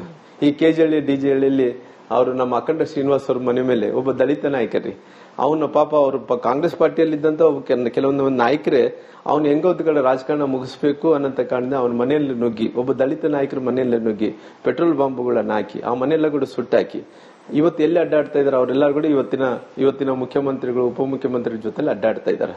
ಅಂದ್ರೆ ಕೆಜಿಹಳ್ಳಿ ಡಿಜೆಹಳ್ಳಿ ಮಾತ್ರದಲ್ಲಿ ಜನಾರ್ದನ್ ರೆಡ್ಡಿ ಅವರ ಮನೆಯನ್ನ ಸುಟ್ಟಾಕೋ ಪ್ಲಾನ್ ನಡೆದಿತ್ತು ಅಂತ ಹೇಳ್ತೀರಾ? ಹಂಗೆ ಕಾಣ್ತಿದೆ. ನಾನು ಯಾಕೆ ಇದನ್ನು ಉಲ್ಲೇಖನ ಮಾಡ್ತೀನಿ ಅಂದ್ರೆ, ಇವತ್ತು ನಾರಾ ಭರತ್ ರೆಡ್ಡಿ ಅವರು ಶಾಸಕರು, ಸಣ್ಣ ವಯಸ್ಸಲ್ಲಾಗಿದ್ದಾರೆ. ಜನಾರ್ದನ್ ರೆಡ್ಡಿ ಅವರಿಗೆ ಅವ್ರ ತಂದೆಯವ್ರ ವಯಸ್ಸು ಇರ್ಬೋದಿಲ್ಲ ಅನ್ನಕಲ್ಲ, ಯಾವ ವಯಸ್ಸಾದ್ರೂ ಕೂಡ ನಾವು ಸ್ವಲ್ಪನಾಗ್ಲಿ ಜ್ಞಾನ ಇರ್ಬೇಕಲ್ಲ. ಜ್ಞಾನದಿಂದ ಶಾಸನಬದ್ಧವಾಗಿ ಶಾಸಕನಾಗಿ ಹೆಂಗೆ ನಡ್ಕೋಬೇಕನ್ನಂಥದ್ದು ಇರ್ಬೇಕಲ್ಲ. ನಾವು ಪ್ರಮಾಣ ವಚನ ಸ್ವೀಕಾರ ಮಾಡೋಂಥ ಟೈಮಲ್ಲಿ ಯಾವ ರೀತಿಯಲ್ಲಿ ಪ್ರಮಾಣ ವಚನ, ಕಾಯ ವಾಚ ಮನಸ್ಸದಿಂದ ಯಾವ ರೀತಿ ದ್ವೇಷ ರಾಗ ಇಲ್ಲಾರದಂತೆ ನಾವು ಪ್ರಮಾಣ ವಚನ ಸ್ವೀಕಾರ ಮಾಡೋಂಥ ಆ ರೀತಿ ನಡ್ಕೋಬೇಕಾಗಿತ್ತಲ್ಲ. ಇವತ್ತು ದೇಶ ರಾಗವನ್ನು ಎಲ್ಲವನ್ನೂ ಹಿಡ್ಕೊಂಡು ದೇಶದ ರಾಜಕಾರಣ ಮಾಡೋದ್ರಿಂದ ಅದು ಸರಿಯಲ್ಲ ಅನ್ನಂತ ವಿಚಾರ ನೋಡಿದಂತ ಟೈಮಲ್ಲಿ ಅವ್ರ ಹೇಳಿದಂತ ಹೇಳಿಕೆಗಳೇನು? ನಾನು ಜನಾರ್ದನ್ ರೆಡ್ಡಿ ಅವ್ರನ್ನ ನಾನು ಮನಸ್ಸು ಮಾಡಿದ್ರೆ ಅವ್ರನ್ನ ಇವತ್ತು ಉಳಿಸ್ತಿದ್ದಿಲ್ಲ, ಈ ಬಳ್ಳಾರಿಯನ್ನು ಸುಟ್ಟಾಕ್ತಿದ್ದೆ, ಅವ್ರ ಮನೆಯನ್ನು ಭಸ್ಮ ಮಾಡ್ತಿದ್ದೆ. ಶಾಸಕರಾದಂತವ್ರು ಈ ರೀತಿ ಹೇಳಿಕೆಗಳು ಕೊಡ್ತಾ ಇದಾರೆ ಅಂದ್ರೆ ಎಷ್ಟು ದ್ವೇಷ ಇರಬಹುದು ನೋಡ್ರಿ. ಆದ್ರೆ ರಾಮುಲು ಅವರೇ ಭರತ್ ರೆಡ್ಡಿ ಒಂದು ಹೇಳ್ತಾರೆ, ನಾನು ಅಷ್ಟು ಚೀಪ್ ವ್ಯಕ್ತಿ ಅಲ್ಲ, ನಾನು ಲಂಡನ್ ನಲ್ಲಿ ಓದ್ಕೊಂಡ್ ಬಂದಿರೋನು, ನನಗೆ ರಾಜಕಾರಣ ಗೊತ್ತಿದೆ, ನಾನು ಇವ್ರ ತರ. ಅವರೊಂದು ಉದಾಹರಣೆ ಕೊಡ್ತಾರೆ, ಶ್ರೀರಾಮುಲು ಅವರು ಅನಿಲ್ ಲಾಡ್ ಮನೆಗೆ ನುಗ್ಗಿ ಗುಂಪು ಕಟ್ಕೊಂಡು ಹೋಗಿ ಅವ್ರ ಮನೆ ಸುಟ್ಟು ಹಾಕಕ್ ಹೋಗಿದ್ದವರು. ಆ ಇತಿಹಾಸ ರಾಮುಲು ಅವ್ರಿಗಿದೆ, ನನಗ ಆ ಇತಿಹಾಸ ಇಲ್ಲ ಅಂತಾರೆ. ನೋಡ್ರಿ, ನಾನು ಎಲ್ಲ ಬ್ಯಾಕ್ ಗ್ರೌಂಡ್ಗಳನ್ನು ಹುಡ್ಕೊಂಡು ಹೋಗ್ಬೇಕಾದ್ರೆ ನೋಡ್ರಿ, ನಾನು ಮುಂಚೆಯಿಂದ ಕೂಡ ಬಡವರು ಪರವಾಗಿರಂತ ಮನುಷ್ಯ ರೀ. ರಾಮುಲು ಅವ್ರು ಇವತ್ತು ನೀವು ಅನಿಲ್ ಲಾಡ್ ಮನೆಯವರು ಸುಟ್ಟು ಹಾಕಕ್ ಹೋಗಿದ್ ನಿಜನ, ಆರೋಪ ನಿಜನ ಭರತ್ ರೆಡ್ಡಿ ಅವರು? ನಾನು ಎಲ್ಲಿ ಕೂಡ ನಾನು ಅವತ್ತಿದ್ದಂತ ಸಂದರ್ಭದಲ್ಲಿ ಹೋರಾಟಗಳು ನಡೀತಿದ್ವಾಗ್ಲಿ, ಹೋರಾಟಗಳು ನಡೆಯುವಂತ ಟೈಮಲ್ಲಿ ಬಹಳಷ್ಟು ಕೇಸ್ಗಳು ಆಗಿದಾವ. ಎಲ್ಲಿ ಕೂಡ ರಾಮುಲು ಅವರು ಈ ರೀತಿ ಇನ್ಸಿಡೆಂಟ್ ಮಾಡಿದಾರ ಅನ್ನೋಂಥದ್ದು ಎಲ್ಲಿ ಕೂಡ ಇಲ್ಲ. ಕೇವಲ ಗಲಭೆ ಆದಂತ ಟೈಮಲ್ಲಿ ಏನೇನು ಇನ್ಸಿಡೆಂಟ್ಗಳು ಆಯ್ತು, ಅವೆಲ್ಲ ಕೂಡ ನನ್ನ ಮೇಲೆ ಕಟ್ಟೋದು ಬೇಕಾಗಿಲ್ಲ. ಎಲ್ಲಿ ಕೂಡ ಇವತ್ತು ನಾನು ಹೋರಾಟಗಳು ನಡೆಯುವಂತ ಟೈಮಲ್ಲಿ ಯಾರು ಕೂಡ ಜೀವಕ್ಕೆ ಅಪಾಯ ಆಗಲಿಲ್ಲ. ಯಾರು ಕೂಡ ನನ್ನ ಹೋರಾಟದಲ್ಲಿ ಯಾರೊಬ್ಬರ ವ್ಯಕ್ತಿ ಸತ್ತಾರನ್ನಂತ ಉದಾಹರಣೆ ಇರಲಿಲ್ಲ. ನಾನು ಯಾವತ್ತನಾಗ್ಲೂ ಓಪನ್ ಆಗಿ ಬಂದು ಅವ್ರ ಮನೆ ಸುಡ್ರಿ, ಅವ್ರನ್ನ ಮುಗಿಸ್ರಿ ಅನ್ನಂತ ಭಾಷೆಯಲ್ಲಿ ಬಳಕೆ ಮಾಡಲಿಲ್ಲ. ಭರತ್ ರೆಡ್ಡಿ ಅವರು ಇನ್ನೊಂದು ಮಾತು ಹೇಳ್ತಾ ಇದ್ದಾರೆ, ರಿಪಬ್ಲಿಕ್ ಆಫ್ ಬಳ್ಳಾರಿ ಬಂದಿದ್ದೆ ಜನಾರ್ದನ್ ರೆಡ್ಡಿ ಅವರ ಕಾಲದಲ್ಲಿ, ಅದನ್ನ ಮತ್ತೆ ಮುಂದುವರಿಸೋದೇ ಅವ್ರ ಉದ್ದೇಶ, ಅದೇ ಕಾರಣಕ್ಕೆ ಉಗುರಲ್ಲಿ ಹೋಗೋದಕ್ಕೆ ಕೊಡಲಿ ತಕೊಂಡ್ರು. ಇವಾಗ ನೋಡ್ರಿ, ಸದ್ಯಕ್ಕೆ ಕಾಂಗ್ರೆಸ್ ಪಾರ್ಟಿನ ಶಾಸಕರು 135, 136 ಮಂದಿ ಶಾಸಕರಿದ್ದಾರೆ. ಬಳ್ಳಾರಿ ಜಿಲ್ಲೆಯಲ್ಲಿ ಕೂಡ ಅಖಂಡ ಜಿಲ್ಲೆಯಲ್ಲಿ ಸುಮಾರು 10ರಲ್ಲಿ 9 ಮಂದಿ ಅವರೇ ಇದ್ದಾರೆ. ಇವತ್ತು ಅವತ್ತಿನ ಸಂದರ್ಭದಲ್ಲಿ ಸನ್ಮಾನ್ಯ ಸಿದ್ದರಾಮಯ್ಯ ಸಾಹೇಬರು ಪಾದಯಾತ್ರೆ ಮಾಡಿದ ನಂತರ ಸರ್ಕಾರ ಬಂತು. ಸರ್ಕಾರ ಬಂದಂತ ಟೈಮಲ್ಲಿ ನೀವು ತಪ್ಪು ಮಾಡಿದಿರಿ ಅನ್ನಂತ ಕಾರಣದಿಂದ ನಮಗೆ ಪನಿಷ್ಮೆಂಟ್ ಕೊಟ್ರು. ಇವತ್ತು ನಾವೆಲ್ಲರೂ ಕೂಡ ಸೋಲಿಕ್ಕೆ ಕಾರಣೇನು? ನಾವು ತಪ್ಪು ಮಾಡಿದಕ್ಕೋಸ್ಕರವಾಗಿ, ಜನರಿಗೆ ಅರ್ಥ ಆಗಿದ್ಕೋಸ್ಕರವಾಗಿ ನಮ್ಮನ್ನೆಲ್ಲ ಕೂಡ ಸೋಲಿಸಿದಾರ. ಇವತ್ತು ಅದೇ ತಪ್ಪು ನೀವು ಮಾಡಕ್ ಹೋಗ್ತೀರಾ? ರಾಮುಲು ಅವರೇ, ನೀವು ಒಂದು ಮಾತು ಹೇಳ್ತೀರಾ, ಇದು ಜನಾರ್ದನ ರೆಡ್ಡಿ ಅವರನ್ನ ಮುಗಿಸೋಕೆ ಮಾಡಿದ ಪ್ಲಾನು ಅಂತ ಮೊದಲಿಗೆ ಹೇಳ್ತೀರಾ. ಎರಡನೇ ಸಾರಿ ಹೇಳ್ತೀರಾ ರಾಜಶೇಖರ ರೆಡ್ಡಿಯನ್ನ ಸತೀಶ್ ರೆಡ್ಡಿ ಮುಗಿಸೋಕೆ ಅವನು ಬೆಳೀತಾ ಇದ್ದಾನೆ ಅನ್ನೋ ಕಾರಣಕ್ಕೆ ಮುಗಿಸೋಕೆ ಮಾಡಿದ ಪ್ಲಾನು ಅಂತೀರಾ. ಮತ್ತೆ ನಿನ್ನೆ ಹೇಳ್ತೀರಾ ಸಾಚಾ ಶೇಖರ್ ಅವರನ್ನ ಮುಗಿಸೋ ಪ್ಲಾನ್ ಮಾಡಿತ್ತು, ಲಿಂಗಾಯತ ನಾಯಕ ಬೆಳೆದ್ ಬಿಡ್ತಾನೆ ಅನ್ನೋ ಕಾರಣಕ್ಕೆ ಅಂತ. ಆದ್ರೆ ನಿಮ್ಮ ಆರೋಪದಲ್ಲಿ ಒಂದು ಆರೋಪ ಯಾವ್ದು ಸರಿಯಾಗಿಲ್ವಲ್ಲ, ನೀವೇ ಏನೋ ಕಾಗಕ್ಕಾಗಿ ಕತೆ ಕಟ್ತಾ ಇದ್ದೀರಾ ಅಂತ. ನೋಡ್ರಿ, ನಾನು ಅವತ್ತು ಗಲಭೆ ಆಗಂತ ಟೈಮಲ್ಲಿ ಅವತ್ತು ಮೇನ್ ಆಗಿ ಆ ಕಲ್ಪ್ರೇಟ್ ಯಾರು ಸತೀಶ್ ರೆಡ್ಡಿ ಅನ್ನೋ ಅಂತ ನಾನು ಯಾವತ್ತೂ ನೋಡಿಲ್ಲ ರೀ, ನೇರವಾಗಿ ಅವತ್ತೇ ನೋಡಿರೋಂಥದ್ದು. ಆ ಸತೀಶ್ ರೆಡ್ಡಿಯಿಂದ ಪ್ರಾರಂಭವಾದಂತ ಗಲಾಟೆ, ಆಮೇಲೆ ಜನಾರ್ದನ್ ರೆಡ್ಡಿ ಅವರು ಕೂಡ ಗುಂಡು ಹಾರಿದೆ ಅಂತೇಳಿ ಅವ್ರ ಗುಂಡು ಕೂಡ ತಂದು ನೋಡಿಸಿದ್ರಿ. ಅವತ್ತು ಇನ್ಸಿಡೆಂಟ್ ಆದ ನಂತರ ಮತ್ತೆ 7 ಗಂಟೆ ಪ್ರಾರಂಭ ಆಗುತ್ತೆ ರೀ. ಅವ್ರು ಬಂದಿರೋದು MLA ಅವರು ಸುಮಾರಾಗಿ ಒಂದು ಗುಂಪು ಹಾಕೊಂಡು ಹತ್ತತ್ರ 2,000 ಮಂದಿನ ಹಾಕೊಂಡು ಅವ್ರು ಕೂಡ ಈ ಕಡೆ ಬರ್ತಾ ಇದಾರೆ. ಬರೋಂತ ಟೈಮಲ್ಲಿ ಪೊಲೀಸರು ಮನಸ್ಸು ಮಾಡಿದ್ರೆ ತರಿಬಹುದಾಯ್ತು. ಈ 3 ಸ್ಟೋರಿ ಯಾಕೆ ಹೇಳಿದ್ರಿ ಅಂತ? ಜನಾರ್ದನ್ ರೆಡ್ಡಿ ಅವ್ರನ್ನ ಹತ್ಯೆ ಪ್ಲಾನ್ ಅಂದ್ರಿ, ಆಮೇಲೆ ರಾಜಶೇಖರ್ ರೆಡ್ಡಿ ಕೊಲೆ ಮಾಡೋ ಪ್ಲಾನ್ ಅಂದ್ರಿ, ನಾಚಾ ಶೇಖರ್ ಅವರನ್ನ ಕೊಲೆ ಮಾಡೋಕೆ ಅಂತ ಲಿಂಗಾಯತ್ ವರ್ಸಸ್ ರೆಡ್ಡಿ ತಂದ್ರಿ. ಈ 3 ಕತೆ ಯಾಕೆ ಕಟ್ಟಿದ್ರಿ? ನೋಡ್ರಿ, ನಾನು ಜನಾರ್ದನ್ ರೆಡ್ಡಿ ಅವರು ನಾನು ಬಹಳ ಮುಂಚೆಯಿಂದ ಕೂಡ ಬಹಳ ಕ್ಲಿಯರ್ ಆಗಿ ಹೇಳ್ಕೊಂಡ್ ಬರ್ತಾ ಇದ್ದೆ. ಏನಂತೇಳಿ, ಫಸ್ಟ್ ನಂಬರ್ 1 ಸತೀಶ್ ರೆಡ್ಡಿ ಅವರು ಪ್ರಾರಂಭ ಆದಂತದ್ದು. ಆಮೇಲೆ ಅವರೆಲ್ಲರೂ ಕೂಡ SP ಸರ್ಕಲ್ ದಲ್ಲಿ ಕುಡಿದು ಪೆಟ್ರೋಲ್ ಬಾಂಬ್ಗಳನ್ನು ತುಂಬಿಕೊಂಡು ಜನಾರ್ದನ್ ರೆಡ್ಡಿ ಮನೆ ಹತ್ರ ಬಂದಂತ ಟೈಮಲ್ಲಿ ಫೈರಿಂಗ್ ಮಾಡಿರೋಂಥದ್ದು. ಫೈರಿಂಗ್ ಆದಂತ ಟೈಮಲ್ಲಿ ಅಲ್ಲಿ ಸತ್ತಿರಂತ ಹುಡುಗ ಅವ್ರು ಏನಂತ ಹೇಳಿದ್ರು, ನಾರಾ ಭರತ್ ರೆಡ್ಡಿ ಅವರು, ಆ ಸತ್ತಿರಂತ ಹುಡುಗ ಜನಾರ್ದನ್ ರೆಡ್ಡಿ ಅವರೇ ಅಂಗರಕ್ಷಕರಿಗೆ ಗುಂಡು ಹಾರಿಸಿದ್ದಾರೆ ಅಂತ ಹೇಳಿದ್ರು. ಆ ಗುಂಡಿನಿಂದನೇ ಆ ರಾಜಶೇಖರ್ ಡೆತ್ ಆಗಿದ್ದಾನೆ ಅಂತ ಹೇಳಿ ಫಸ್ಟ್ ಅವ್ರು ಹೇಳಿಕೆಯನ್ನು ಕೊಟ್ಟರು. ನಾನು ಹೇಳಿದೆ, IG ಮೇಡಮ್ ಅವರು ಬಂದಿದ್ರು, ಅವರೆಲ್ಲ ಬಂದಂತ ಟೈಮಲ್ಲಿ ನಾನು ಬಹಳ ಕ್ಲಿಯರ್ ಆಗಿದೆ, ನೋಡವ ನಾನು ಎಲ್ಲಿಗಳು ನಾನು ಆಂಟಿಸಿಪೇಟರಿ ಬೇಲ್ ಕೂಡ ತಗೊಳಲ್ಲ, 100% ನಾನು ಆಂಟಿಸಿಪೇಟರಿ ಬೇಲ್ ತಗೊಂಡು ನಾನು ಇಲ್ಲೇ ಇರ್ತೀನಿ. ಅಕಸ್ಮಾತ್ ನಾನು ತಪ್ಪು ಮಾಡಿದ್ದೀನಿ, ನನ್ನ ಕಡೆಯಿಂದ ಯಾರನ್ನ ಗುಂಡು ಹಾರಿಸಿದ, ನನ್ನ ಹತ್ರ ಫಸ್ಟ್ ಆಫ್ ಆಲ್ ಅಂಗರಕ್ಷಕರು ಯಾರು ಇಲ್ಲ, ಪ್ರೈವೇಟ್ ಗನ್ಮ್ಯಾನ್ಸ್ ಯಾರಿಲ್ಲ. ಬೇಕಾದ್ರೆ ನನ್ನ ಹತ್ರ ಇರೋದು 2 ಗನ್ಮ್ಯಾನ್ಗಳು ಇದಾರೆ. ಆ 2 ಗನ್ಮ್ಯಾನ್ಗಳು ಎನ್ಕ್ವೈರಿ ಮಾಡಿ ಅವ್ರು ಗುಂಡು ಕೊಟ್ಟಿರ್ತಾರ.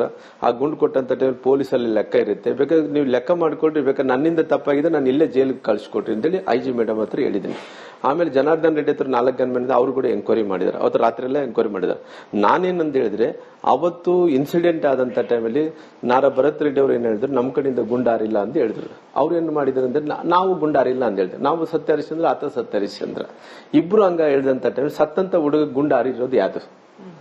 ಇವತ್ತು ನನ್ನ ಪ್ರಶ್ನೆ ಗುಂಡು ಹಾರಿರೋದು ಯಾರ್ದು ಅಂತ ಟೈಮಲ್ಲಿ ಆಮೇಲೆ FSL ತಂಡ ಬಂತು. ಆಮೇಲೆ FSL ತಂಡ ಬಂದ ನಂತರ ಇಲ್ಲ ರೀ ಆಮೇಲೆ ಗುಂಡು ಹಾರಿರೋಂಥದ್ದು ಖಾಸಗಿ ಗುಂಡುಮಾನ್ಗಳಿಂದಲೇ ಹಾರಿದೆ ಅಂತ ಹೇಳಿ SP ಅವ್ರ ಸಾಹೇಬ್ರು ಅಷ್ಟೊತ್ತೊಳಗೆ ಸಸ್ಪೆಂಡ್ ಆಗಿದ್ದಾರೆ. ಪವನ್ ನಿಜ್ಜೂರವರು ಸಸ್ಪೆಂಡ್ ಆಗಿಬಿಟ್ಟು ಸಸ್ಪೆಂಡ್ ಆದ ತಕ್ಷಣ ಅಷ್ಟೊತ್ತೊಳಗಡೆ ಚಿತ್ರದುರ್ಗ SP ಅವರು ಅವ್ರು SP ಸಾಹೇಬ್ರು ಬಂದು ಇಲ್ಲ ಪ್ರೈವೇಟ್ ಗನ್ಮ್ಯಾನ್ಗಳು ಗುಂಡು ಹಾರಿಸಿದ್ದಾರೆ ಅಂತ ಕೊಟ್ರು. ಯಾರು ಪ್ರೈವೇಟ್ ಗುಂಡುಮ್ಯಾನ್ಗಳು? ಜನಾರ್ದನ್ ರೆಡ್ಡಿ ಪ್ರೈವೇಟ್ ಗುಂಡುಮ್ಯಾನ್ಗಳು, ಇಲ್ಲಿದ್ರೆ ನಾರಾ ಭರತ್ ರೆಡ್ಡಿ ಗುಂಡುಮ್ಯಾನ್ಗಳು ಅಂತೇಳಿ ಎಂಕ್ವೈರಿ ಮಾಡಿದ್ರು. ಎಂಕ್ವೈರಿ ಮಾಡಿದಂತ ಟೈಮಲ್ಲಿ ಅವ್ರಿಗೆ ಗೊತ್ತಾಯ್ತು ಇಲ್ಲ ನಾರಾ ಭರತ್ ರೆಡ್ಡಿ ಕಡೆ ಇದ್ದಂತ ಅಂಗರಕ್ಷಕರೇ ಗುಂಡು ಹಾರಿಸಿದ್ದಾರೆ. ಆಮೇಲೆ ಗುಂಡು ಹಾರಿಸಿದ್ದಾರೆ ಅಂತ ಗೊತ್ತಾದ ತಕ್ಷಣ ಅಲ್ಲಿ ಗುಂಡು ಹಾರಿಲ್ಲ ಅನ್ನಂತ ಮಾತು ಹೇಳಿದಂತ ಟೈಮಲ್ಲಿ ಕೆಲವೊಂದು ವಿಡಿಯೋಗಳು ಕೂಡ ಜನಾರ್ದನ್ ರೆಡ್ಡಿ ಬಹಿರಂಗಪಡಿಸಿ ಏನಂತೇಳಿ ನೀವು ಯಾವ ರೀತಿಯಲ್ಲಿ ನೀವು ಬಂದಿದ್ರಿ, ಯಾವ ರೀತಿಯಲ್ಲಿ ಇನ್ಸಿಡೆಂಟ್ ಆಯ್ತು, ಇನ್ಸಿಡೆಂಟ್ ಆದಂತ ಟೈಮಲ್ಲಿ ನಿಮ್ಮ ಅಂಗರಕ್ಷಕ ರಾಜಶೇಖರ್ ಮೇಲೆ ಹೆಂಗ್ ಗುಂಡು ಹಾರಿಸಿದ ಎಲ್ಲ ನೋಡಿಸಿದಂತ ಟೈಮಲ್ಲಿ ಕೂಡ ಜನರಿಗೆ ಸ್ವಲ್ಪ ಕ್ಲಾರಿಟಿ ಬಂತು. ಕ್ಲಾರಿಟಿ ಬಂದ ನಂತರ ನಿನ್ನೆ ಜನಾರ್ದನ್ ರೆಡ್ಡಿ ಹೇಳ್ತಾ ಇದ್ರಂತೆ ಏನಂತೇಳಿ ಯಾರು ಚಾನಲ್ ಶೇಖರ್ ಅನ್ನೋಂಥವ್ರು ಹತ್ಯೆ ಮಾಡಬೇಕು ಅದೇ. ಆಕ್ಚುಲಿ ನಾನು ಇದ್ದಂತ ಸನ್ನಿವೇಶದಲ್ಲಿ ನಾನು ಆ ಕಡೆ ಕಾನ್ಸಂಟ್ರೇಷನ್ ಮಾಡ್ತಿದ್ದೆ. ಇಲ್ಲಿ ಏನಾಗ್ತಾ ಇದೆ ಅಂದ್ರೆ ನನಗೇನು ಗೊತ್ತಿಲ್ಲರಿ. ಯಾಕಂದ್ರೆ ನಾನು ಜನಾರ್ದನ್ ರೆಡ್ಡಿ ಚಾನಲ್ ಶೇಖರ್ ವಿಚಾರದಲ್ಲಿ ಜನಾರ್ದನ್ ರೆಡ್ಡಿ ಅವ್ರ ಹತ್ರ ತಿಳ್ಕೋಬೇಕು. ಯಾಕಂದ್ರೆ ಅವರು ಸ್ಟೇಟ್ಮೆಂಟ್ ಪತ್ರಿಕಾಗೋಷ್ಠಿಯಲ್ಲಿ ನೀವು ಇದ್ರಿ ಆರೋಪ ಮಾಡಂತ ಟೈಮ್ ಇದ್ದೆ. ಅಂದ್ರೆ ನನಗೆ ಗೊತ್ತಿದ್ದಿಲ್ಲ ಅಲ್ಲಿ ಏನಾಗಿದೆ ಇನ್ಸಿಡೆಂಟ್. ಜನಾರ್ದನ್ ರೆಡ್ಡಿ ಅವರು ಅಂತ ಅಲ್ಲಿ ಫೀಲ್ಡ್ ಅಲ್ಲಿ ಇದ್ರು, ನಾನು ಆ ಕಡೆ ಜನರ ಮಧ್ಯದಲ್ಲಿದ್ದೆ. ನನ್ಗೆ ಅಲ್ಲಿ ಇನ್ಸಿಡೆಂಟ್ ಎಲ್ಲ ನೋಡ್ತಾ ಇದ್ದೆ. ಇದ್ದಂತ ಟೈಮಲ್ಲಿ ಜನಾರ್ದನ್ ರೆಡ್ಡಿ ಅವರು ದೂರದಲ್ಲಿ ಇರೋ ಕಾರಣ ಅವ್ರ ಎಲ್ಲಾ ವಿಚಾರಗಳು ನೋಡ್ತಾ ಇದ್ರು. ಅವರು ನನಗೆ ಚಾನಲ್ ಶೇಖರ್ ಆ ಹುಡುಗ ಬಂದಿದ್ದು ಕೂಡ ನನಗೆ ಗೊತ್ತಿದ್ದಿಲ್ಲ. ನಾನು ಕಾನ್ಸಂಟ್ರೇಷನ್ ಸತೀಶ್ ರೆಡ್ಡಿ ಮಾಡ್ತಾ ಇದ್ದೀನಿ. ಅಲ್ಲಿ ಸತೀಶ್ ರೆಡ್ಡಿ ಸ್ವಲ್ಪ ನಟೋರೇಸ್ ಆಗಿರೋ ಕಾರಣ ಅವ್ರ ಹತ್ರ ಗನ್ಮೆನ್ಸ್ ಇರೋ ಕಾರಣ ಫೈರ್ ಮಾಡಿದ್ದೆಲ್ಲ ನೋಡಿದಂತ ಟೈಮಲ್ಲಿ ಅವ್ರು ಯಾವ ರೀತಿಯಲ್ಲಿ ಫೈರ್ ಮಾಡ್ತಾ ಇದ್ರ, ಪೊಲೀಸರು ಯಾವ ರೀತಿಯಲ್ಲಿ ಅದ ಟಿಯರ್ ಗ್ಯಾಸ್ ಫೈರ್ ಮಾಡ್ತಾ ಇದ್ರು ಅವೆಲ್ಲ ನೋಡ್ತಾ ಇದ್ದೆ. ನನ್ನ ಕಣ್ಣೆದುರುಗಡೆ ಎಲ್ಲ ನಡೀತಾ ಇತ್ತು. ಸಿಕ್ಕಾಪಟ್ಟಿ ಫೈರ್ ಮಾಡ್ತಿದ್ವಿ. ಈ ಚಾನಲ್ ಶೇಖರ್ ಅನ್ನಂತವ್ರನ್ನ ನಾನು ಅಲ್ಲಿ ನೋಡ್ಲಿಕ್ಕೆ ಆಗ್ಲಿಲ್ಲ. ಆಮೇಲೆ ಜನಾರ್ದನ್ ರೆಡ್ಡಿ ಅವರು ಹೇಳಿದ್ರು ಚಾನಲ್ ಶೇಖರ್ ಕೂಡ ಇದಾರ್ರಿ, ನನ್ನ ಕಡೆನೆ ಬರ್ತಾ ಇದ್ರು ಅವರೆಲ್ಲ ಕೂಡ ನಾರಾ ಭರತ್ ರೆಡ್ಡಿ ಜೊತೆಲಿ. ಅಂದ್ರೆ ಅವ್ರ ವಿಡಿಯೋದಲ್ಲಿ ಕೂಡ ಚಾನಲ್ ಶೇಖರ್ ಭರತ್ ರೆಡ್ಡಿ ಜೊತೆಲಿ ಕಾಣ್ತಾನೆ. ಆಮೇಲೆ ನಾನು ನಿನ್ನೆ ನೋಡಿಸಿದಂತ ವಿಡಿಯೋದಲ್ಲಿ ಅವ್ರು ಕಾಣ್ತಾರೆ. ನಾನು ನಿನ್ನೆ ಜನಾರ್ದನ್ ರೆಡ್ಡಿ ಅವರು ಅಲಿಗೇಷನ್ ಮಾಡಿದಂತ ಟೈಮಲ್ಲಿ ಕೂಡ ಅಲ್ಲೇ ಇದ್ದೆ. ಅದು ಏನ್ ಇನ್ಸಿಡೆಂಟ್ ನಡೆದಿದೆ ಅನ್ನೋದು ಜನಾರ್ದನ್ ರೆಡ್ಡಿ ಕ್ಲಾರಿಟಿ ಇರೋ ಕಾರಣ ಅವ್ರು ಸ್ಟೇಟ್ಮೆಂಟ್ ಅನ್ನು ಕೊಟ್ಟಿದ್ದಾರೆ. ಆ ಚಾನಲ್ ಶೇಖರ್ ಬಗ್ಗೆ ಬೇಕಾದ್ರೆ ಅವ್ರ ಹತ್ರ ತಿಳ್ಕೊಳ್ರಿ. ಬೇಕಾದ್ರೆ ಅವ್ರು ಸತೀಶ್ ರೆಡ್ಡಿ ಯಾರು ಸರ್, ಅವ್ರ ಹಿನ್ನೆಲೆ ಏನು, ಜನಾರ್ದನ್ ರೆಡ್ಡಿ ಅವರಿಗೂ ಏನಾದ್ರು ವೈಷಮ್ಯನ? ನನಗೆ ಸತೀಶ್ ರೆಡ್ಡಿ ಅವರು ಮುಂಚೆ ಯಾವಾಗ ನೋಡಿಲ್ರಿ. ಆಮೇಲೆ ಅವ್ರ ಬ್ಯಾಕ್ ಗ್ರೌಂಡ್ ತಿಳ್ಕೊಂಡಂತ ಟೈಮಲ್ಲಿ ಈ ಕೊಳಗಲ್ದವ್ರು ಅಂತೇಳಿ ನಮ್ಮ ಗ್ರಾಮಾಂತರ ಕ್ಷೇತ್ರದವ್ರು ಅಂತೇಳಿ ಗೊತ್ತಾಯ್ತ್ರಿ. ಗೊತ್ತಾದ ತಕ್ಷಣ ಅವ್ರು ಇತ್ತೀಚೆಗೆ ಅವ್ರಿಗೆ ಬೆಳಕು ಬಂದಂತವ್ರಿ. ಯಾವಾಗ ಈ ಕಾಂಗ್ರೆಸ್ ಸರ್ಕಾರ ಬಂದ ನಂತರ ಅಂದ್ರೆ ಅವ್ರು ಭರತ್ ರೆಡ್ಡಿಗೆ ತುಂಬಾ ಕ್ಲೋಸ್, ಅಂದ್ರೆ ಅವ್ರೇನೋ ರಿಲೇಟಿವ್ಸ್ ಏನೋ ಆಗ್ತಾರಂತ್ರಿ. ಅವ್ರ ರಿಲೇಟಿವ್ಸ್ ಆದಂತ ಟೈಮ್ ಅವ್ರು ಸಿಂಡಿಕೇಟ್ ಅಂತ ಹೇಳಿ ಮಾಡ್ಕೊಂಡಾರಿ. ಸಿಂಡಿಕೇಟ್ ಅಂದ್ರಿಗಿನ ಅವ್ರು ನೋಡಿ ಎಲ್ಲಾ ಬ್ಯಾನರ್ಗಳಲ್ಲಿ ಸಿಂಡಿಕೇಟ್ ಅಂತ ಹಾಕಿರ್ತಾರ್ರಿ. ಅವ್ರೆಲ್ಲಾ ಕೂಡ ಈ ಮಟ್ಕ ಆಡುವಂತವ್ರು, ಜೂಜ್ ಆಡುವಂತವ್ರಿಗೆ ಅದು ಸಿಂಡಿಕೇಟ್ ಅಂತ ಹೇಳಿ ಮಾಡ್ಕೊಂಡಾರೆ. ಪುಷ್ಪ ಸಿನಿಮಾ ನೋಡ್ರಿ, ಅದ್ರಲ್ಲಿ ಸಿಂಡಿಕೇಟ್ ಇರ್ತದ ನೋಡಿ. ಅವ್ರ ಬ್ಯಾನರ್ಸ್ ಎಲ್ಲ ಸಿಂಡಿಕೇಟ್ ಅಂತ ಮಾಡ್ಕೊಂತಾರ್ರಿ. ಈ ಸಿಂಡಿಕೇಟ್ ದಲ್ಲಿ ಅವರು ನಾರಾ ಭರತ್ ರೆಡ್ಡಿ ಇದಾರೆ ನೋಡ್ರಿ. ಈ ಸಿಂಡಿಕೇಟ್ ಅಂತ ಮಾಡ್ಕೊಂಡು ಈ ಸಿಂಡಿಕೇಟ್ ಕೆಳಗಡೆ ಮಟ್ಕ ಆಡಿಸ್ತಾರ್ರಿ. ಈ ಸಿಂಡಿಕೇಟ್ ಒಳಗಡೆ ಇಸ್ಪೆಕ್ಟಲ್ಲಿ ಆಡಿಸ್ತಾರ್ರಿ. ಈ ಸಿಂಡಿಕೇಟ್ ಕೆಳಗಡೆನೆ ಗಾಂಜಾ ಮಾರಿಸ್ತಾರ್ರಿ. ಈ ಸಿಂಡಿಕೇಟ್ ಒಳಗಡೆ ಎಲ್ಲ ಏನೇನ್ ಮಾಡಬಾರ್ದು ಎಲ್ಲವನ್ನೂ ಮಾಡ್ತಾರ್ರಿ. ಈ ಸಿಂಡಿಕೇಟ್ ಅಮೌಂಟ್ ಬಂದು ಸತೀಶ್ ರೆಡ್ಡಿ ಅವ್ರಿಗೆ ಸೇರ್ಕೊಂತದ್ರಿ. ಅವರು ಸತೀಶ್ ರೆಡ್ಡಿಗೆ ಡೈಲಿ ಮಿನಿಮಮ್ ಅವ್ರದ್ದು 1 ಕೋಟಿ ರೂಪಾಯಿ ಕಲೆಕ್ಷನ್ ಆಗುತ್ತೆ. ಸುಮ್ನೆ ಇಲ್ಲಿಗಲ್ ಆಗಿ 1 ಕೋಟಿ ರೂಪಾಯಿ ಕಲೆಕ್ಷನ್. ಅವ್ರು ಕೂಡ ಎಲ್ಲಿ ಇರ್ತಾರ, ಅಲ್ಲೆಲ್ಲೋ ಇರ್ತಾರಂತ್ರಿ. ಅವ್ರ ಮನೆ ಎದುರುಗಡೆ ಹೋದ್ರೆ ರೀ ಎಲ್ಲ ಈ ಸಿಮೆಂಟ್ ಚೀಲ ಎಲ್ಲ ಕೂಡ ಈ border security India Pakistan border ಇರ್ತದ, ಅಲ್ಲಿ ಸಿಮೆಂಟ್ ಚೀಲಗಳೆಲ್ಲ ಇಟ್ಕೊಂಡು ಗನ್ ಇಟ್ಕೊಂಡಿರ್ತಾರೆ. ಪ್ರೈವೇಟ್ ಗನ್ ಮೇಲೆ ಹಂಗ ಇಟ್ಕೊಂಡಿರ್ತಾರ್ರಿ. ಆತ 3ನೇ ಮಾಡಿ ಮೇಲೆ ಇರ್ತಾರಂತ್ರಿ. ಡೈಲಿ 1 ಕೋಟಿ ರೂಪಾಯಿ ಸಂಪಾದನೆ ಮಾಡ್ತಾರ್ರಿ. ಡೈಲಿ ಅವ್ರ ಇನ್ಕಮ್ ಬಳ್ಳಾರಿ ಎಲ್ಲ ಇಲ್ಲಿಗಲ್ ಆಕ್ಟಿವಿಟೀಸ್ ರೀ.